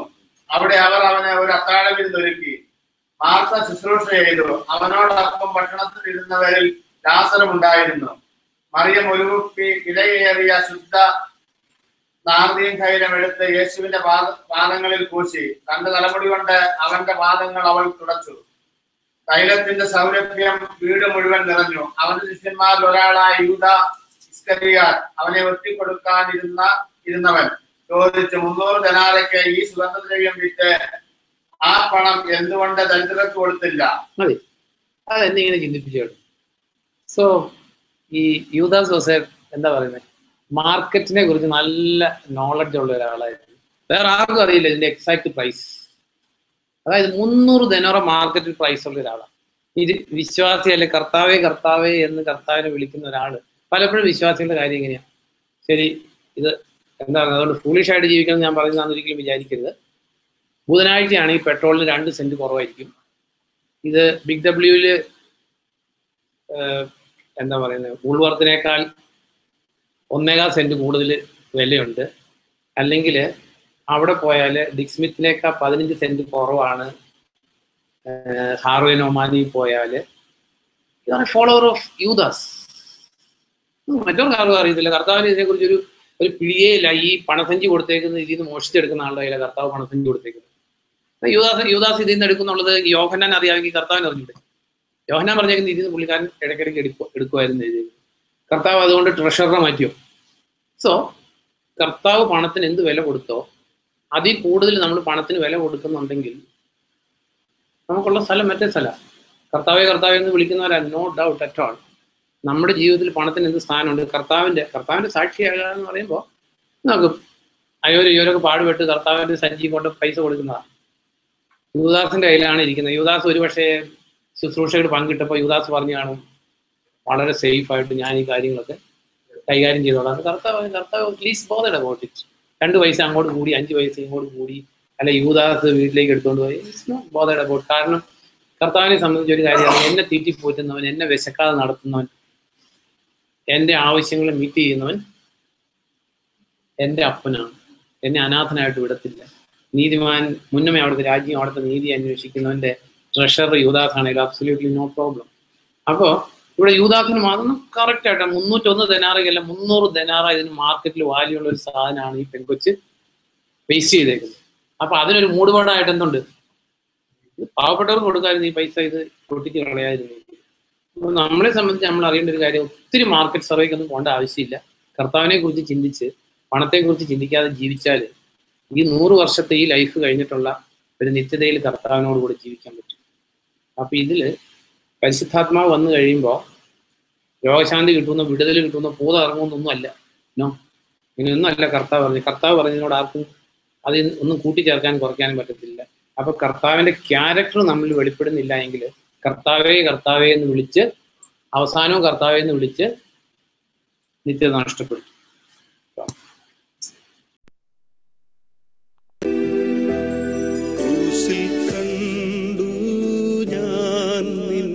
സ്നേഹത്തെ ആഴമാർന്ന നിൻ മഹത്യാഗത്തെ പകരം എന്തു നൽകും ഞാനിനി, ഹൃദയം പൂർണ്ണമായി നൽകുന്നു നാഥനേ. ദൈവത്തിന്റെ വചനത്തിൽ നിന്ന് ചിന്തിച്ചിട്ട് കർത്താവിന് സ്തുതി സ്തോത്രങ്ങൾ അർപ്പിക്കാൻ സമയമെടുക്കാം. നമ്മൾ ചിന്തിച്ചുകൊണ്ടിരുന്നത് കൊറിന്ത് സഭയെ കുറിച്ചാണ് നമ്മൾ പഠിച്ചുകൊണ്ടിരുന്നത്. ആദ്യം ചിന്തിച്ചത് മറന്നുപോയിട്ടുണ്ടാവും, അതുകൊണ്ട് ഞാൻ ജസ്റ്റ് ഒന്ന് ഒരു മുഖവുര പറയുക. അതായത് നമ്മൾ തീത്തോസിനുള്ള ലേഖനത്തിൽ ഒരു കാര്യം ചിന്തിച്ചു. ക്രേത്തയിലുള്ളവര് പെരുവയറന്മാരും നുണയന്മാരും ഒക്കെയാണെന്ന് പൗലോസ് തീത്തോസിനെ ഓർമ്മിപ്പിക്കുക. അപ്പോൾ ക്രേത്തിലുള്ളവർ രക്ഷിക്കപ്പെട്ട് സഭയിലോട്ട് വന്നപ്പോഴും അവർക്കും അതിൻ്റെ ക്യാരി ഓവർ ഉണ്ടാകും. അതുകൊണ്ട് അവരെ കർക്കശമായിട്ട് ശാസിക്കണം എന്നാണ് പൗലോസ് തീത്തോസിനോട് പറയുന്നത്. സെയിം വേ കൊറിന്തോ സഭ നമുക്കറിയാം, ഇതൊരു ജൂയിഷ് കമ്മ്യൂണിറ്റിയിൽ നിന്ന് ഉണ്ടായി വന്ന സഭയൊന്നുമല്ല, തികച്ചും ജെൻഡൈൽ കമ്മ്യൂണിറ്റി, അല്ലെങ്കിൽ ക്രേത്തിലുണ്ടായിരുന്നവരെ പോലെ തന്നെയുള്ള മറ്റൊരു കമ്മ്യൂണിറ്റി ആയിരുന്നു കൊറിന്തോസിലുള്ളത്. അതുകൊണ്ട് ആ കൊറിന്തോസിലെ ആൾക്കാരുടെ ക്യാരക്ടേഴ്സ് ഈ കൊറിന്തോ സഭയിൽ നല്ലപോലെ പെട്ടു. അതുകൊണ്ടാണ് പൗലോസ് ഏറ്റവും കൂടുതൽ കറക്ഷൻസ് പറഞ്ഞേക്കുന്ന ചർച്ച ആയതുകൊണ്ട് നമ്മൾ നല്ലപോലെ പഠിക്കേണ്ടിയിരിക്കുന്നു. കാരണം നമ്മൾ ടോട്ടലി ജെൻഡൈൽ ബാക്ക്ഗ്രൗണ്ടിൽ നിന്ന് വന്നിരിക്കുന്നവരാണ്. അല്ലെങ്കിൽ നമ്മൾ യഹൂദരല്ല ബേസിക്കലി. ഇനിയിപ്പോൾ Christianity almost like Gentile groups ആയി പോയി. അപ്പോൾ ഒരു നാമധേയ ക്രിസ്തീയ കൂട്ടങ്ങളിൽ നിന്ന് വന്നവരാണ് നമ്മൾ മജോറിറ്റി. അപ്പോൾ അതുകൊണ്ട് ഈ കൊറിന്തോ സഭയിൽ ഉണ്ടായേക്കുന്ന ഈ കറക്ഷൻസിന് അത് കൊറിന്തോസിലെ ജനങ്ങൾക്കുണ്ടായിരുന്ന ക്യാരക്ടേഴ്സ് കടന്നു വന്ന നമ്മൾ ആദ്യം ചിന്തിച്ച കാര്യം, അവിടെ സെക്ഷൽ ഇമ്മൊറാലിറ്റി ഉണ്ടായിരുന്നു. നമ്മൾ കാണുന്നുണ്ട് ജാതികളുടെ ഇടയിൽ പോലും ഇല്ലാത്ത സെക്ഷൽ ഇമ്മൊറാലിറ്റി കൊറിന്തോ സഭയിൽ ഉണ്ടായിരുന്നു. അത് നമ്മൾ ഡീറ്റെയിൽ ആയിട്ട് ചിന്തിച്ചത്. വിശുദ്ധി പ്രാപിക്കാതെ ആരും ദൈവത്തെ കാണത്തില്ല. അനദർ ഒരു ജെൻഡൈൽ ക്യാരക്ടർ കൊറിന്തോ സഭയിൽ കണ്ടത് വിഗ്രഹാരാധനയാണ്. നമുക്കറിയാം യഹൂദരുടെ ഹിസ്റ്ററി എടുത്താൽ അവർ വിഗ്രഹാരാധനയിലേക്ക് പോയി. കാനാനിൽ ചെന്നപ്പോൾ അവർ കാനാനിലെ ദൈവങ്ങളെല്ലാം ആരാധിച്ചു. ദൈവം അവരെ ശിക്ഷിച്ച് ബാബിലോണിലോട്ട് കടത്തിവിട്ടു. ബാബിലോൺ എക്സൈലിൽ അവർ ജൂയിഷ് കമ്മ്യൂണിറ്റി അന്ന് പഠിച്ച പാഠം ഇന്നും അറ്റ്ലീസ്റ്റ് കീപ്പ് ചെയ്യുന്ന ഒരു പാഠം പിന്നീട് അവർ വിഗ്രഹാരാധനയിലേക്ക് പോയിട്ടില്ല. അതുകൊണ്ട് ഈ ഹെബ്രായ ലേഖനത്തിൽ നമുക്ക് വിഗ്രഹാരാധനയെ കുറിച്ചുള്ള ഒരു വാണിംഗും ഇല്ല. ഹീബ്രൂസ് നമ്മളെടുത്ത് പഠിച്ച് നോക്കുമ്പോൾ അറിയാം. എന്നാൽ കൊറിന്തോ സഭയിൽ മുഴുവൻ ഇങ്ങനെയുള്ള ആ ജെൻഡൈൽ കൾച്ചർ ഇൻഫ്യൂസ് ചെയ്തതിനെ കുറിച്ചുള്ള വാണിങ്സാണ്. കൊറിന്തോ സഭയിൽ 10 അധ്യായം എടുക്കുമ്പോൾ, ഫസ്റ്റ് കൊറിന്ത്യൻസ് 10 എടുക്കുമ്പോൾ, 8 to 10 എടുക്കുമ്പോൾ അവിടെ ഇവർ കൊറിന്തോ സഭയിൽ അല്ലെങ്കിൽ രക്ഷിക്കപ്പെട്ട് ദൈവത്തിന്റെ പരിശുദ്ധാത്മാവിനാൽ ക്ലീൻസ്ഡ് ആയിട്ടൊക്കെ ദൈവത്തിന്റെ മക്കളായി തീർന്നവരാ. ബട്ട് ക്യാരി ഓവറിന്റെ ഇൻഫ്ലുവൻസ് നമുക്ക് നല്ലപോലെ അവിടെ കാണാൻ പറ്റും. 8 അധ്യായം തുടങ്ങുന്ന തന്നെ ഇങ്ങനെയാണ്. വിഗ്രഹങ്ങൾക്ക് നിവേദിച്ച ഭക്ഷ്യവസ്തുക്കളെ പറ്റി നമുക്ക് എല്ലാവർക്കും അറിവുണ്ട് എന്ന് നാം വിചാരിക്കുന്നു. അറിവ് പൊങ്ങച്ചം ഉണ്ടാക്കുന്നു, സ്നേഹമോ പടുത്തുയർത്തുന്നു. അറിവുണ്ട് എന്ന് ഭാവിക്കുന്നവൻ അറിയേണ്ടത് ഇനിയും അറിഞ്ഞിട്ടില്ല. അപ്പൊ ഇവിടെ ക്രിസ്ത്യൻ ചർച്ചിന് വിഗ്രഹാരാധനയെ കുറിച്ച് ഡീറ്റെയിൽ ആയിട്ട് എഴുതേണ്ട ഒരു ദുരവസ്ഥ നമ്മളവിടെ കാണുന്നത്. അപ്പൊ ഇവിടെ നമുക്ക് കൊറിന്തോ സഭയിലുള്ളവരാണ്, പക്ഷെ അവർക്ക് വിഗ്രഹാർപ്പിതത്തെ കുറിച്ച് ഒരു ഐഡിയ ഇല്ല. കാരണം ഇവര് വിഗ്രഹാർപ്പിതം തിന്നും പൂജിച്ചും അല്ലെങ്കിൽ നിവേദ്യങ്ങളൊക്കെ കഴിച്ചും ജീവിച്ചിരുന്നവര് രക്ഷിക്കപ്പെട്ടു വന്നു കഴിഞ്ഞപ്പോൾ 4-ാം സെന്റൻസ് തുടങ്ങി നമ്മൾ വായിക്കുകയാണ്. അതുകൊണ്ട് വിഗ്രഹങ്ങൾക്ക് നിവേദിച്ച ഭക്ഷണത്തെ കുറിച്ച് പറയട്ടെ. വിഗ്രഹങ്ങൾ ഒന്നുമല്ല എന്നും ഏകദൈവമല്ലാതെ മറ്റൊരു ദൈവം ഇല്ല എന്നും നമുക്കറിയാം. ദേവന്മാർ എന്ന് പറയപ്പെടുന്നവർ ആകാശത്തിലും ഭൂമിയിലും ഉണ്ടായിരിക്കാം. അതേ അനേകം ദേവന്മാരും നാഥന്മാരും ഉണ്ടല്ലോ. അത് പിശാചിന്റെ ഓരോ പവർ സെന്റേഴ്സിനെ കുറിച്ച് പോൾ പറയുന്ന, അല്ലാതെ വേറെ ദൈവങ്ങളുണ്ടെന്നല്ല. ദൈവങ്ങളായിട്ട് ആരാധിക്കുന്ന ഒത്തിരി ദൈവങ്ങൾ കൊറിന്തോസിലുണ്ട്. അവിടെ എല്ലാ ചുറ്റുപാടും ഉണ്ട്. ആകാശരാജ്ഞിയുണ്ട്, അനേക ദേവന്മാരുണ്ടല്ലോ. എന്നാൽ നമുക്ക് പിതാവായ ഏക ദൈവമേ ഉള്ളൂ. അവനിൽ എല്ലാം ഉണ്ടായി. അവന് വേണ്ടി നാം ജീവിക്കുന്നു. ഒരു കർത്താവേ ഉള്ളൂ, യേശു ക്രിസ്തു. അവനിലൂടെ എല്ലാം ഉണ്ടായി, അവനിലൂടെ നാം ജീവിക്കുന്നു. എന്നാൽ ഈ അറിവ് എല്ലാവർക്കും ഇല്ല. അത് കൊറിന്ത സഭയിലുള്ളവരോടായി പറയുന്നത്. അപ്പൊ കൊറിന്ത സഭയിലുള്ള എല്ലാവർക്കും ഈ അറിവില്ല. അവർ വിചാരിച്ചിരിക്കുന്ന വേറെയും ദൈവങ്ങളൊക്കെ ഉണ്ട്. ദൈവങ്ങൾ ഇൻ ദി സെൻസ് വേറെയും അവർ വന്നോളൂ, ജസ്റ്റ് ശിശുക്കൾ. അപ്പൊ ശിശുക്കളെ സംബന്ധിച്ച് നമുക്കറിയാലോ, ശിശു എല്ലാത്തിനും അവകാശിയാണെങ്കിലും ശിശു അടിമയിൽ നിന്ന് വ്യത്യസ്തനല്ല. അപ്പൊ അവര് കുരിശേ കിടന്ന കള്ളന്റെ കേസ് പോലെ, അല്ലെങ്കിൽ കൊർന്നേലിയസിന്റെ വീട്ടിലുള്ള ആ രക്ഷിക്കപ്പെട്ട ആൾക്കാരെ പോലെ അവർക്കൊന്നും അറിയില്ല. പക്ഷെ അവര് രക്ഷിക്കപ്പെട്ടവരെ, മരിച്ച സുഖത്തിന് അവകാശികളാണ്. അപ്പൊ ഈ അറിവ് എല്ലാവർക്കും ഇല്ല. അപ്പൊ അവരെ സംബന്ധിച്ച് ഇവിടെ പറയുവാണ്, പൗലോസ് പറയുവാണ്, വിഗ്രഹം എന്ന് പറയുന്നൊന്നുമില്ല. ഇപ്പൊ നമുക്കറിയാം, നമ്മൾ ഒരു വിഗ്രഹാരാധനയുള്ള രാജ്യത്ത് നിന്ന് അല്ലെങ്കിൽ കമ്മ്യൂണിറ്റി നിന്നൊക്കെ വന്നേക്കുന്നവരാണ്. നമുക്ക് പല സ്ഥലങ്ങൾ അറിയപ്പെടുന്ന അവിടുത്തെ വിഗ്രഹത്തിന്റെ പേരില്ല. ഇപ്പോൾ വേളാങ്കണ്ണി അറിയപ്പെടുന്നത് വേളാങ്കണ്ണി മാതാവിന്റെ പേരില്ല. അല്ലെ ചോറ്റാനിക്കര എന്ന് പറയുന്ന സ്ഥലം അറിയപ്പെടുന്നത് ചോറ്റാനിക്കര അമ്മ എന്ന് അറിയപ്പെടുന്നു. വേളാങ്കണ്ണി മാതാവ്, കൊരട്ടി മുക്തി. അപ്പൊ ഇങ്ങനെയുള്ള വിഗ്രഹങ്ങളുടെ പേരിലാണ് പല സ്ഥലങ്ങളും അറിയപ്പെടുന്നത്. അപ്പൊ ഇവിടെ പൗലോസ് പറയാം, വിഗ്രഹം എന്ന് പറഞ്ഞൊരു സാധനം ഇല്ല. ഇപ്പോ ശരി, ശബരിമല ഒരു വിഗ്രഹാരാധന സെന്ററാണ്. അവിടുത്തെ വിഗ്രഹത്തെ ഉണ്ടാക്കിയിരിക്കുന്ന സ്വർണ്ണാണെങ്കിലും കല്ലാണെങ്കിലും മരമാണെങ്കിലും it is created by God. ദൈവം സൃഷ്ടിച്ച കല്ലുകൊണ്ടാണ് ആ വിഗ്രഹത്തെ ഉണ്ടാക്കിയിരിക്കുന്നത്. അതുകൊണ്ട് ഭൂമിയും അതിലുള്ള സമസ്തവും ദൈവത്തിൻ്റെതായിരിക്കാൻ 24-ാം സങ്കീർത്തനം. ഭൂമി അതിലുള്ള സമസ്തവും ദൈവത്തിൻ്റെത്. അതുകൊണ്ട് അതവിടെ പൗലോസ് പറയുന്നത് യഥാർത്ഥമായിട്ടുള്ള നോളജ് പറയാം. വിഗ്രഹം എന്ന് പറഞ്ഞൊരു സാധനമില്ല. അത് ചിലത് കല്ല് ഒരു പർട്ടിക്കുലർ ഷേപ്പിലാക്കിയേക്കുന്നു, അല്ലെങ്കിൽ മരം ഒരു പർട്ടിക്കുലർ ഷേപ്പിലാക്കിയേക്കുന്നു. ആ മരത്തിന്റെ വേറൊരു പാർട്ട് ചിലപ്പോൾ കാളവണ്ടിയുടെ വീലായിട്ടുണ്ടാവും, അല്ലെങ്കിൽ അത് വിറകിൽ അടുപ്പിൽ തീ ആയിട്ടുണ്ടാവും. അപ്പൊ അതാണ് ഇവിടെ പൗലോസ് പറയുന്നത്. പക്ഷെ ഈ അറിവ് എല്ലാവർക്കും ഇല്ല. എന്നിട്ട് എൻ്റെ 8 തുടങ്ങി പറയാണ്, ഭക്ഷണം നമ്മെ, ഇത് പ്രത്യേക വളരെ പ്രധാനപ്പെട്ട ഒരു ടീച്ചിങ് ആണ്. ഭക്ഷണം നമ്മെ ദൈവത്തോട് അടുപ്പിക്കില്ല. തിന്നാതിരുന്നത് കൊണ്ട് നമുക്ക് കോട്ടമൊന്നുമില്ല, തിന്നുന്നത് കൊണ്ട് നമുക്ക് മെച്ചവുമില്ല. ഇത് നമ്മുടെ എല്ലാ കാര്യങ്ങളും നമ്മൾ ചിന്തിക്കേണ്ട ഒരു കാര്യമാണ്. തിന്നാതിരുന്നതുകൊണ്ട് നമുക്ക് കുഴപ്പമൊന്നുമില്ല, തിന്നുന്നതുകൊണ്ട് മെച്ചമില്ല. അപ്പൊ ഇങ്ങനെയുള്ള കാര്യങ്ങളിൽ നമ്മൾ കർത്താവിന് മഹത്വം അല്ലെങ്കിൽ സുവിശേഷീകരണത്തിന് എന്തെങ്കിലും ബെനിഫിഷ്യൽ ആണെന്ന് റിയലായിട്ട് മനസാക്ഷി നമ്മളോട് പറയാത്ത കാര്യങ്ങൾ നമ്മൾ ചെയ്യുന്നത് പലപ്പോഴും മനുഷ്യരെ ഭയപ്പെട്ടിട്ടായിരിക്കും. ശരി, ഇപ്പോൾ സേ ഫോർ എക്സാമ്പിൾ അടിയിലോട്ട് വായിച്ചു വരുമ്പോൾ ഈ ഒരു സെന്റൻസോടെ ഇത് ചിന്തിക്കുമ്പോൾ സപ്പോർട്ടിങ് ആയിട്ട് ഒരു സെന്റൻസോടെ ജസ്റ്റ് ഒന്ന് പറഞ്ഞ 10-20 ഒന്ന് ചിന്തിക്കുന്നത് നല്ലതാണ്. അത് ഇതുമായിട്ട് നമ്മളൊന്ന് കണക്ട് ചെയ്ത് ചിന്തിക്കേണ്ടതാണ്. 10-20 ബാബു ഒന്ന് വായിച്ചു പോകും. വിജാതീയർ യാഗം കഴിക്കുമ്പോൾ വിശ്വാസികൾക്കാണ്, ദൈവത്തിനല്ല സമർപ്പിക്കുന്നത് എന്നാണ് എന്റെ വിവക്ഷ. നിങ്ങൾ വിശ്വാസികളുടെ പങ്കാളികളാകാൻ ഞാൻ ആഗ്രഹിക്കുന്നില്ല. കർത്താവിന്റെ പാനപാത്രവും ഒപ്പം വിശ്വാസികളുടെ പാനപാത്രവും നിങ്ങൾക്ക് കുടിക്കാൻ സാധ്യമല്ല. കർത്താവിന്റെ മേശയിലും ഒപ്പം വിശ്വാസിന്റെ മേശയിലും പങ്കാളികളാകാൻ നിങ്ങൾക്ക് സാധ്യമല്ല. നാം കർത്താവിനെ പ്രകോപിപ്പിക്കണമോ? നാം അവനേക്കാൾ ശക്തരോ? അപ്പോ ആലോചിക്കും, ഇവിടെ ജെൻഡൈൽ ആൻഡ് ജൂവിഷ് രണ്ട് ക്ലാസിഫിക്കേഷനാണ് നമ്മൾ അറിയേണ്ടത്. നമ്മൾ അറിയേണ്ട ഒരു കാര്യം, നമ്മളിപ്പോൾ ഒരു നാമധേയ ക്രിസ്ത്യാനി ആയിട്ട് അല്ലെ ക്രിസ്ത്യ കുടുംബത്തിൽ ജനിച്ചു വളർന്നു, അല്ലെ ക്രിസ്ത്യാനി എന്ന് പറയുന്ന ഒരു കമ്മ്യൂണിറ്റിയിൽ ജനിച്ചു വളർന്നുകൊണ്ട് നമ്മൾ യഹൂദരാകത്തില്ല. ആവും നോ. അതായത് ജെൻഡൈൽ ആൻഡ് ജ്യൂ. അപ്പൊ ഇവിടെ പൗലോസ് പറയുന്ന വളരെ എന്താ പറയുന്നത്, ആൾക്കാർക്ക് വളരെ പ്രൊവോക്കേറ്റീവ് ആയിട്ടുള്ള ഒരു സ്റ്റേറ്റ്മെന്റാണ്. ഒരിക്കല് ഒരു കത്തോലിക്ക അച്ഛനോട് ഞാൻ സംസാരിച്ചപ്പോൾ അച്ഛൻ പറഞ്ഞ കാര്യം ഞാൻ ഇപ്പോഴും എൻ്റെ ഹൃദയത്തിൽ വേദനയോടുകൂടി ഓർക്കുന്ന ഒരു കാര്യമാണ്. അപ്പൊ ഈ ലേഖനങ്ങൾക്കും സുവിശേഷവും എല്ലാം ദൈവത്തിന്റെ വചനം അല്ലേന്ന് ചോദിച്ചപ്പോൾ, ഈ കൊറിന്ത ലേഖനം ഒക്കെ ദൈവത്തിന്റെ വചനം അല്ലേന്ന് ചോദിച്ചപ്പോൾ അച്ഛനോട് പറഞ്ഞതാണ്, അങ്ങനെയാണ് ഈ ജാതികളുടെ പ്രാർത്ഥനയൊക്കെ പിശാചിനാന്നൊക്കെ പൗലോസ് എഴുതിയിട്ടുണ്ട്, നമുക്കത് സ്വീകരിക്കാൻ പറ്റുമോ? ആലോചിച്ച് നോക്കി. അച്ഛൻ എന്നോട് പറഞ്ഞു, നമുക്കത് സ്വീകരിക്കാൻ പറ്റുമോ? പൗലോസ് അങ്ങനെ പറഞ്ഞു തരും, നമുക്കത് സ്വീകരിക്കാൻ പറ്റുമോ? നമ്മൾ സ്വീകരിച്ചില്ലെങ്കിൽ അല്ല, നമ്മൾ ദൈവത്താൽ സ്വീകരിക്കപ്പെടില്ലെന്നുള്ളൂ. ഈ ഗലേഷ്യൻസ് 2:15 നമുക്കൊരു ബേസിക് ആയിട്ട് അറിഞ്ഞിരിക്കേണ്ട ഒരു കാര്യമാണ്.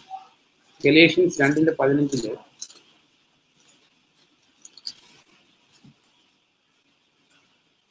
എന്ന് വായിച്ചു പോകും. വളരെ പ്രധാനപ്പെട്ട, നാം ജന്മനാ യഹൂദരാണ്. നാം എന്ന് പറഞ്ഞാൽ ബാബു ഞാനും അല്ല, ആണോ? അല്ല, പൗലോസ് പറയുകയാണ് നാം ജന്മന യഹൂദരാണ്. ആ ബാക്കി വിജാതീയരായ പാപികളല്ല. അപ്പൊ അവിടെ പോള് ഒന്ന് ക്ലാസിഫൈ ചെയ്തേക്കുക ദൈവത്തിന്റെ ബേസിൽ, ജീവിക്കുന്ന ദൈവത്തിന്റെ ബേസിൽ. The only one basis of classification.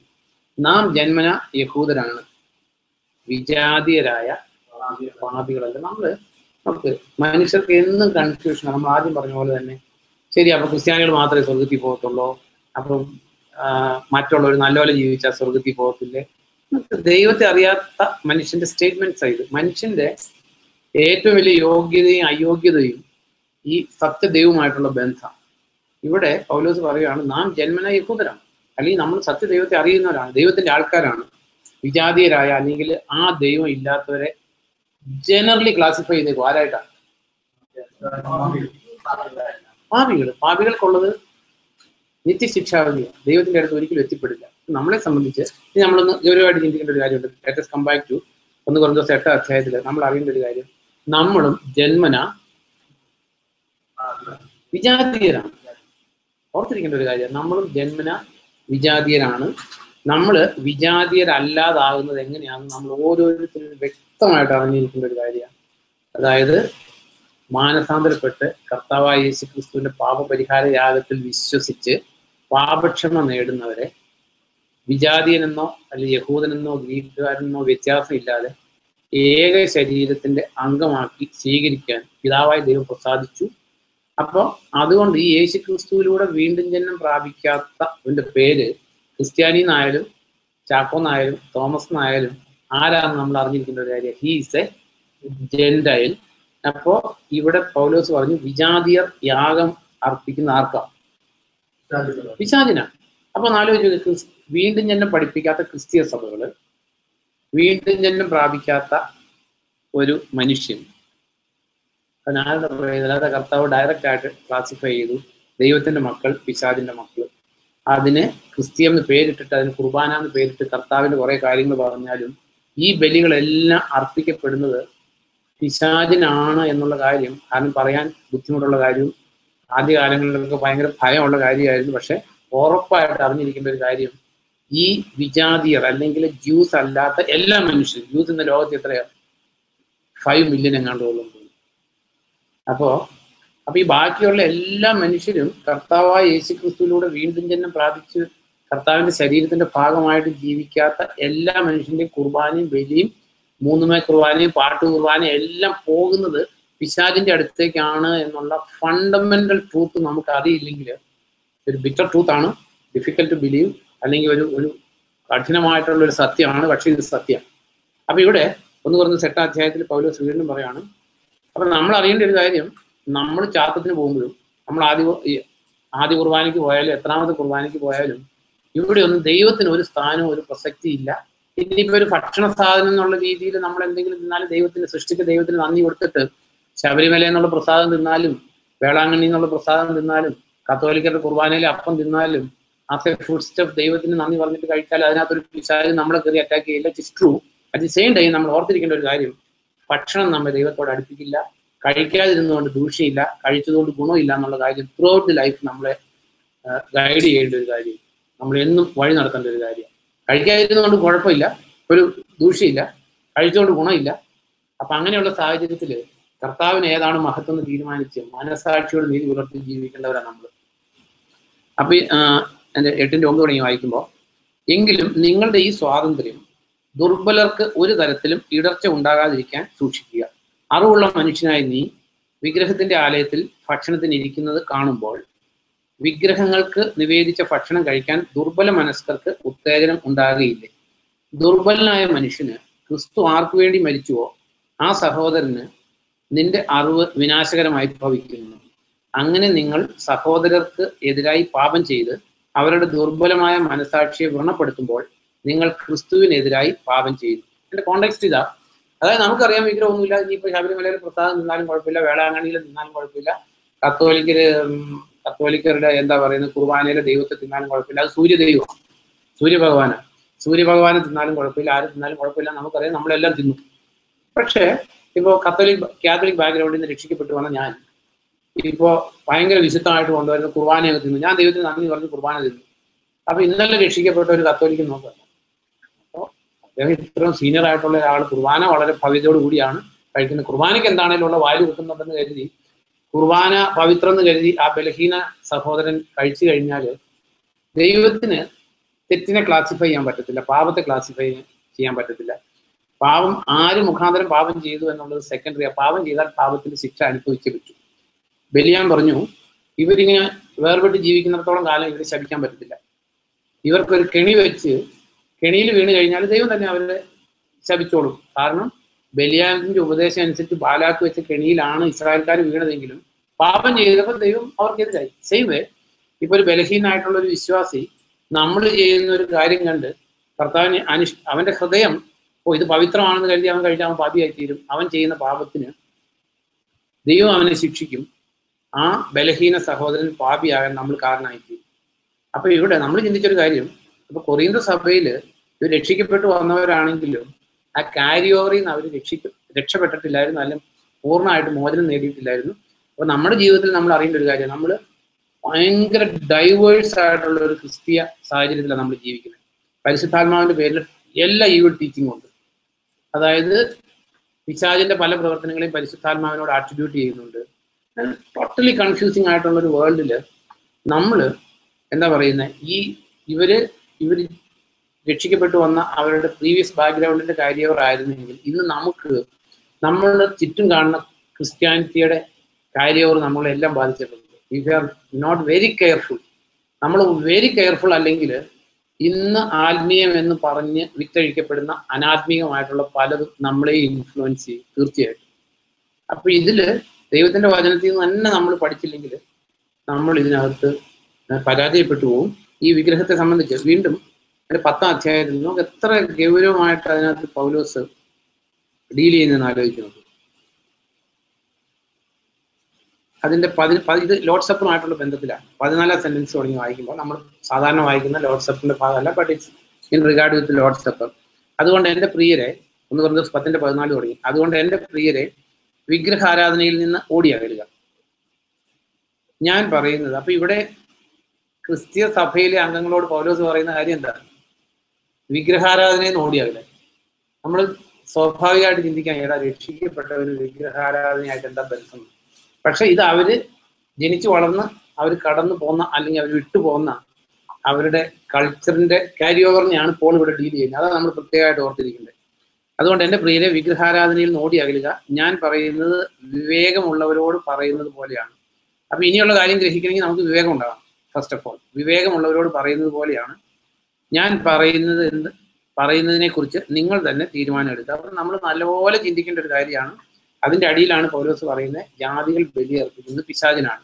നമ്മൾ ജാതി അല്ലാതായത് കർത്താവായ യേശുക്രിസ്തുവിലൂടെ വീണ്ടും ജന്മം പ്രാപിച്ചതുകൊണ്ട് മാത്രമായിരിക്കാൽ വീണ്ടും ജന്മം പ്രാപിക്കാത്ത എല്ലാ ആൾക്കാരുടെ എല്ലാ ബലി ആരാധനയും എല്ലാം പോകുന്നത് ഒരു പവർ സെന്ററിലേക്കാണ്, പിശാചിന്റെ അടുത്തേക്കാണ്. നമുക്ക് കേൾക്കുമ്പോൾ ഇത്തിരി എന്താ പറയുന്നത്, സർപ്രൈസിങ് ആയിട്ട് അല്ലെങ്കിൽ ബുദ്ധിമുട്ടായിട്ട് തോന്നുമെങ്കിലും ഈ സത്യം നമ്മൾ അക്സെപ്റ്റ് ചെയ്തേ പറ്റും. നിങ്ങൾ തന്നെ തീരുമാനം എടുക്കുക. നാം സ്തോത്രം ചെയ്യുന്ന സ്തോത്രത്തിന്റെ പാനപാത്രം ക്രിസ്തുവിന്റെ രക്തത്തിലുള്ള പങ്കുചേരലല്ലേ? നാം മുറിക്കുന്ന അപ്പം ക്രിസ്തുവിന്റെ ശരീരത്തിലുള്ള പങ്കുചേരലല്ലേ? കാരണം ഒരപ്പമേ ഉള്ളൂ, നാം പല്ലെങ്കിലും എല്ലാവരും ഒരേ അപ്പത്തിൽ പങ്കുചേരുന്നതുകൊണ്ട് ഏക ശരീരമാണ്. അപ്പൊ ഇവിടെ നമുക്ക് ഇതിന്റെ അന്നേ തുടങ്ങി 1-ാം നൂറ്റാണ്ടിൽ സ്റ്റാർട്ട് ചെയ്തതാണ്.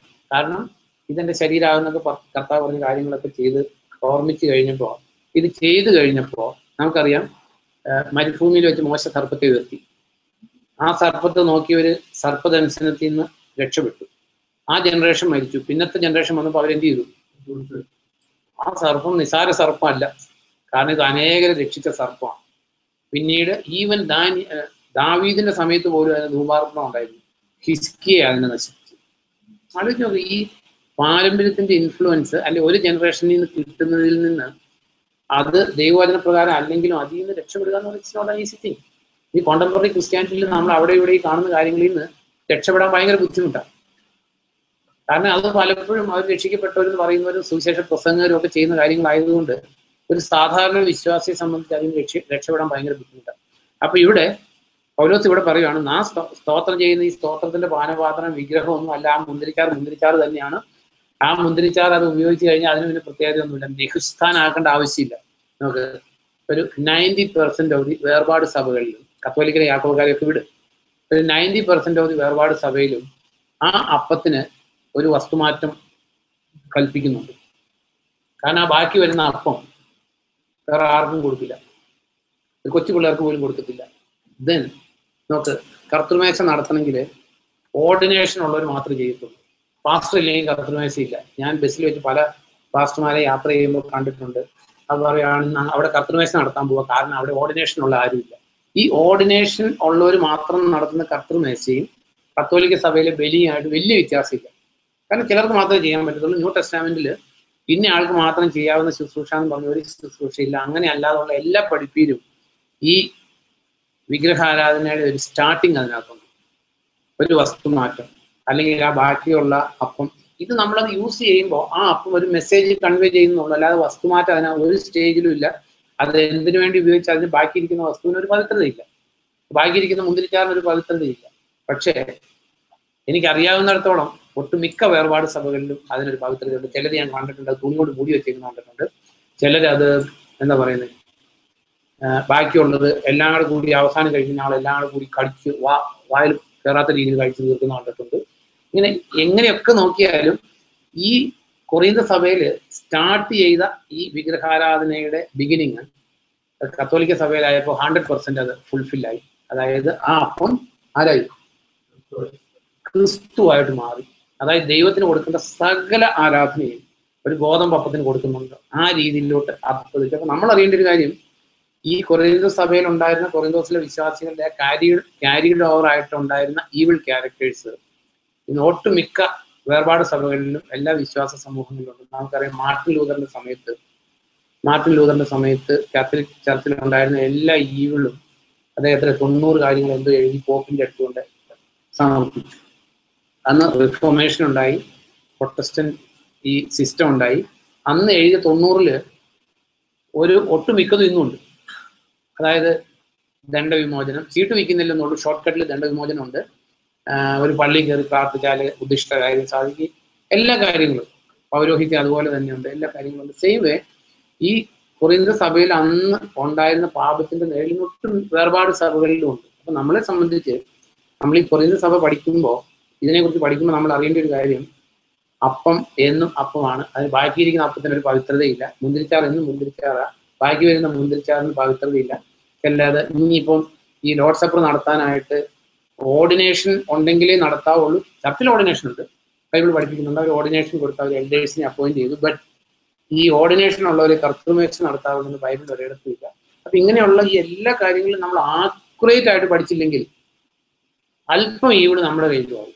കാരണം ഇറ്റ്സ് വെരി ഡിഫിക്കൽട്ട്. കാരണം ഈ പഠനങ്ങളും പഠിപ്പീരുകളും മുഴുവൻ പൊല്യൂട്ടഡ് ആയി പോയിരിക്കുന്ന ഒരു കാലത്താണ് ജീവിക്കുന്നത്. അപ്പൊ നമ്മളെ സംബന്ധിച്ച് ഈ വിഗ്രഹാരാധനയെ കുറിച്ച് കൊറിന്ത സഭയിൽ എഴുതിയിരിക്കുന്ന കാര്യങ്ങൾ നമ്മൾ വ്യക്തമായിട്ട് പഠിച്ചേ പറ്റൂ. അപ്പോൾ ഇതിനെക്കുറിച്ച് അറിയേണ്ട ഒരു കാര്യം, വിഗ്രഹം എന്നൊന്നില്ല എന്നൊരു പക്വതയുള്ള ഒരു ക്രിസ്ത്യ വിശ്വാസി അറിഞ്ഞിരിക്കേണ്ട ഒരു കാര്യം. വിഗ്രഹാർത്ഥമെന്നും പറഞ്ഞ ഒരു സാധനം ലോകത്തിലില്ല. അറ്റ് ദി സെയിം ടൈം ചുറ്റുമുള്ള വിശ്വാസ സമൂഹത്തെ നമുക്ക് നെഗ്ലക്ട് ചെയ്യാൻ പറ്റത്തില്ല. ഒരു അജ്ഞനായിട്ടുള്ള ഒരാൾ നമ്മൾ മുഖാന്തരം പാപത്തിലേക്ക് പോകാൻ ഇടയായാൽ നമ്മൾ അതിന് അക്കൗണ്ടബിൾ ആയിരിക്കും. അതുകൊണ്ട് ഈ 1 കൊരിന്തോസ് 8-ാം സെന്റൻസ് വളരെ പ്രസക്തമാണ്. ഭക്ഷണം നമ്മെ ദൈവത്തോട് അടുപ്പിക്കില്ല. തിന്നാതിരുന്നത് കൊണ്ട് നമുക്ക് കോട്ടമൊന്നുമില്ല, തിന്നുന്നത് കൊണ്ട് നമുക്ക് മെച്ചവുമില്ല. അത് നമ്മൾ അറിഞ്ഞിരിക്കേണ്ട ഒരു കാര്യം. അപ്പൊ നമ്മളെ സംബന്ധിച്ച് മനുഷ്യനെ പ്രീതിപ്പെടുത്തുക എന്നുള്ള ഒരു ചിന്തയെ നമ്മുടെ ജീവിതത്തിൽ നിന്ന് എഴുതി തള്ളുക. ഇന്ന് നാം മനുഷ്യനെ പ്രീതിപ്പെടുത്തുന്നവരാണെങ്കിൽ നമ്മൾ കർത്താവിന്റെ ദാസന്മാരായിരിക്കില്ല. നമ്മളെ സംബന്ധിച്ച് നമ്മൾ സൈനിക സേവനത്തിൽ വിളിക്കപ്പെട്ടിരിക്കുന്നവരാണ്. നമ്മുടെ ഓൺലി വൺ അംബീഷൻ നമ്മുടെ സൈനിക സേവനത്തിൽ വിളിച്ച ക്യാപ്റ്റനെ പ്രസാദിപ്പിക്കുക എന്നുള്ള ഏക ലക്ഷ്യം. അതിനകത്ത് മനുഷ്യനോട് ദൈവത്തെ പ്രതി നോ പറയാൻ അല്പം പോലും നമ്മൾ മടിക്കാൻ പാടില്ല. അപ്പോൾ ഈ വിഗ്രഹാരാധനയുടെ ക്യാരി ഓവറിന്റെ ഇഫക്റ്റുകൾ നമ്മൾ അറിഞ്ഞിരിക്കേണ്ട ഒരു കാര്യമാണ്.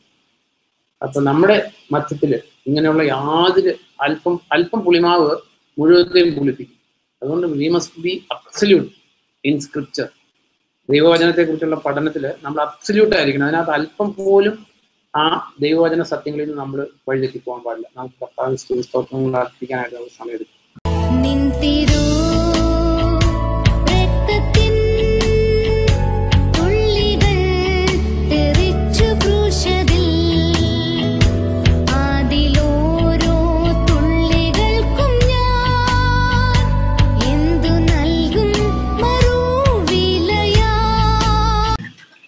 നമുക്ക് ലോർഡ് സപ്പറുമായിട്ടുള്ള ബന്ധത്തിൽ ജസ്റ്റ് ഒരു വചനം വായിക്കാം. ഈ ഹീബ്രൂസ് 9:22 വായിക്കുമ്പോൾ ഒന്ന് വായിക്കാം. ഹീബ്രൂസ് 9:22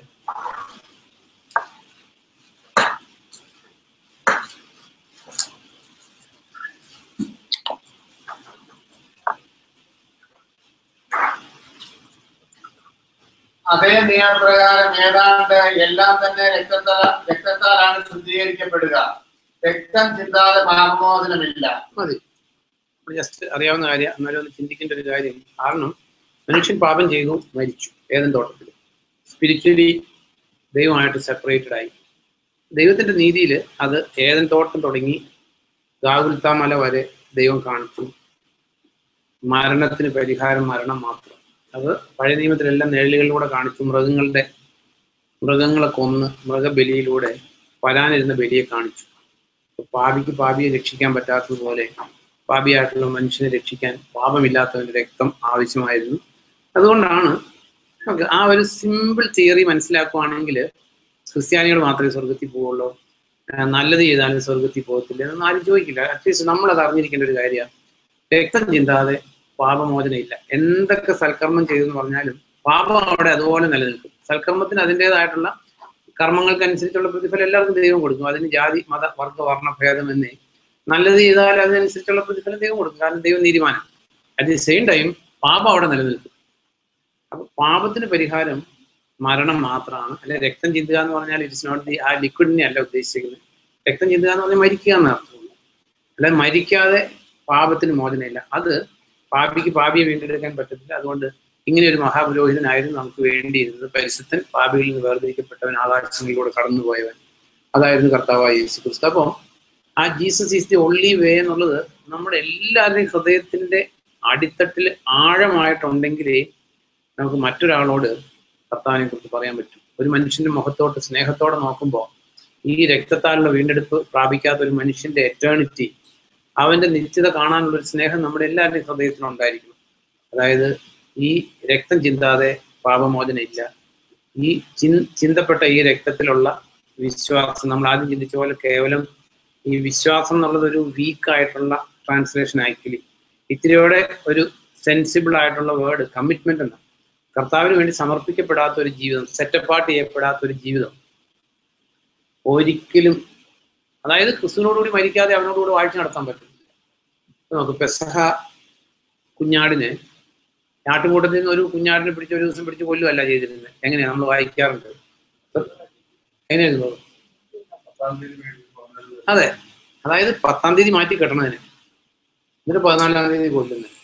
മീൻസ് സെറ്റപ്പാർട്ട് ചെയ്യാതെ നമുക്ക് ക്രിസ്തുവിനോടുകൂടി മരിക്കാൻ പറ്റത്തില്ല. മാനസാന്തരപ്പെടാതെ ഉള്ള വിശ്വാസത്തിന് നമ്മൾ രക്ഷിക്കാൻ പറ്റത്തില്ല. മാനസാന്തരപ്പെടുക എന്ന് പറഞ്ഞാൽ goodbye to the world. അതുകൊണ്ട് അത് ഇടുങ്ങിയ വഴി ബുദ്ധിമുട്ടെന്നൊക്കെ പറയുന്നത്. കാരണം നമ്മളെല്ലാം ലോകത്തെ സ്നേഹിക്കുന്നവരാ. ബൈ നേച്ചർ ദൈവത്തിൽ നിന്ന് അകന്നു പോകുന്നവരും ലോകത്തെ സ്നേഹിക്കുന്നവരും. അതുകൊണ്ടാണ് മോശയെക്കുറിച്ച് എഴുതിയേക്കുന്നത്.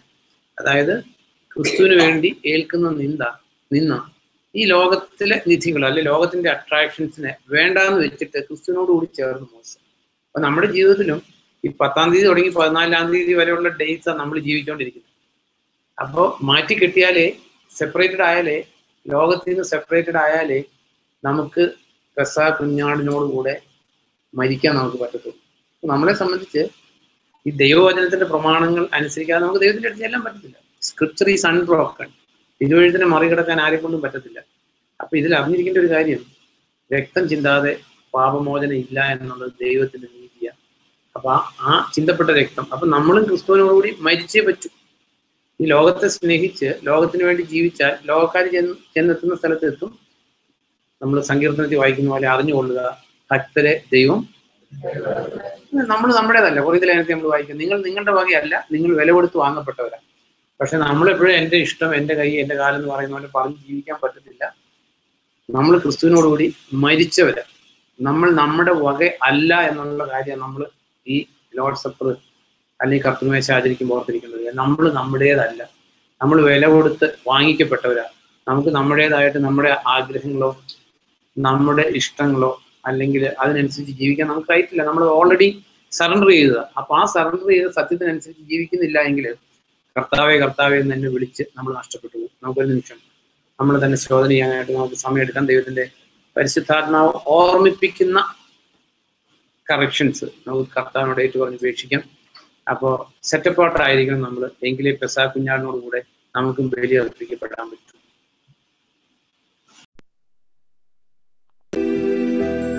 ക്രൂശിൽ കണ്ടു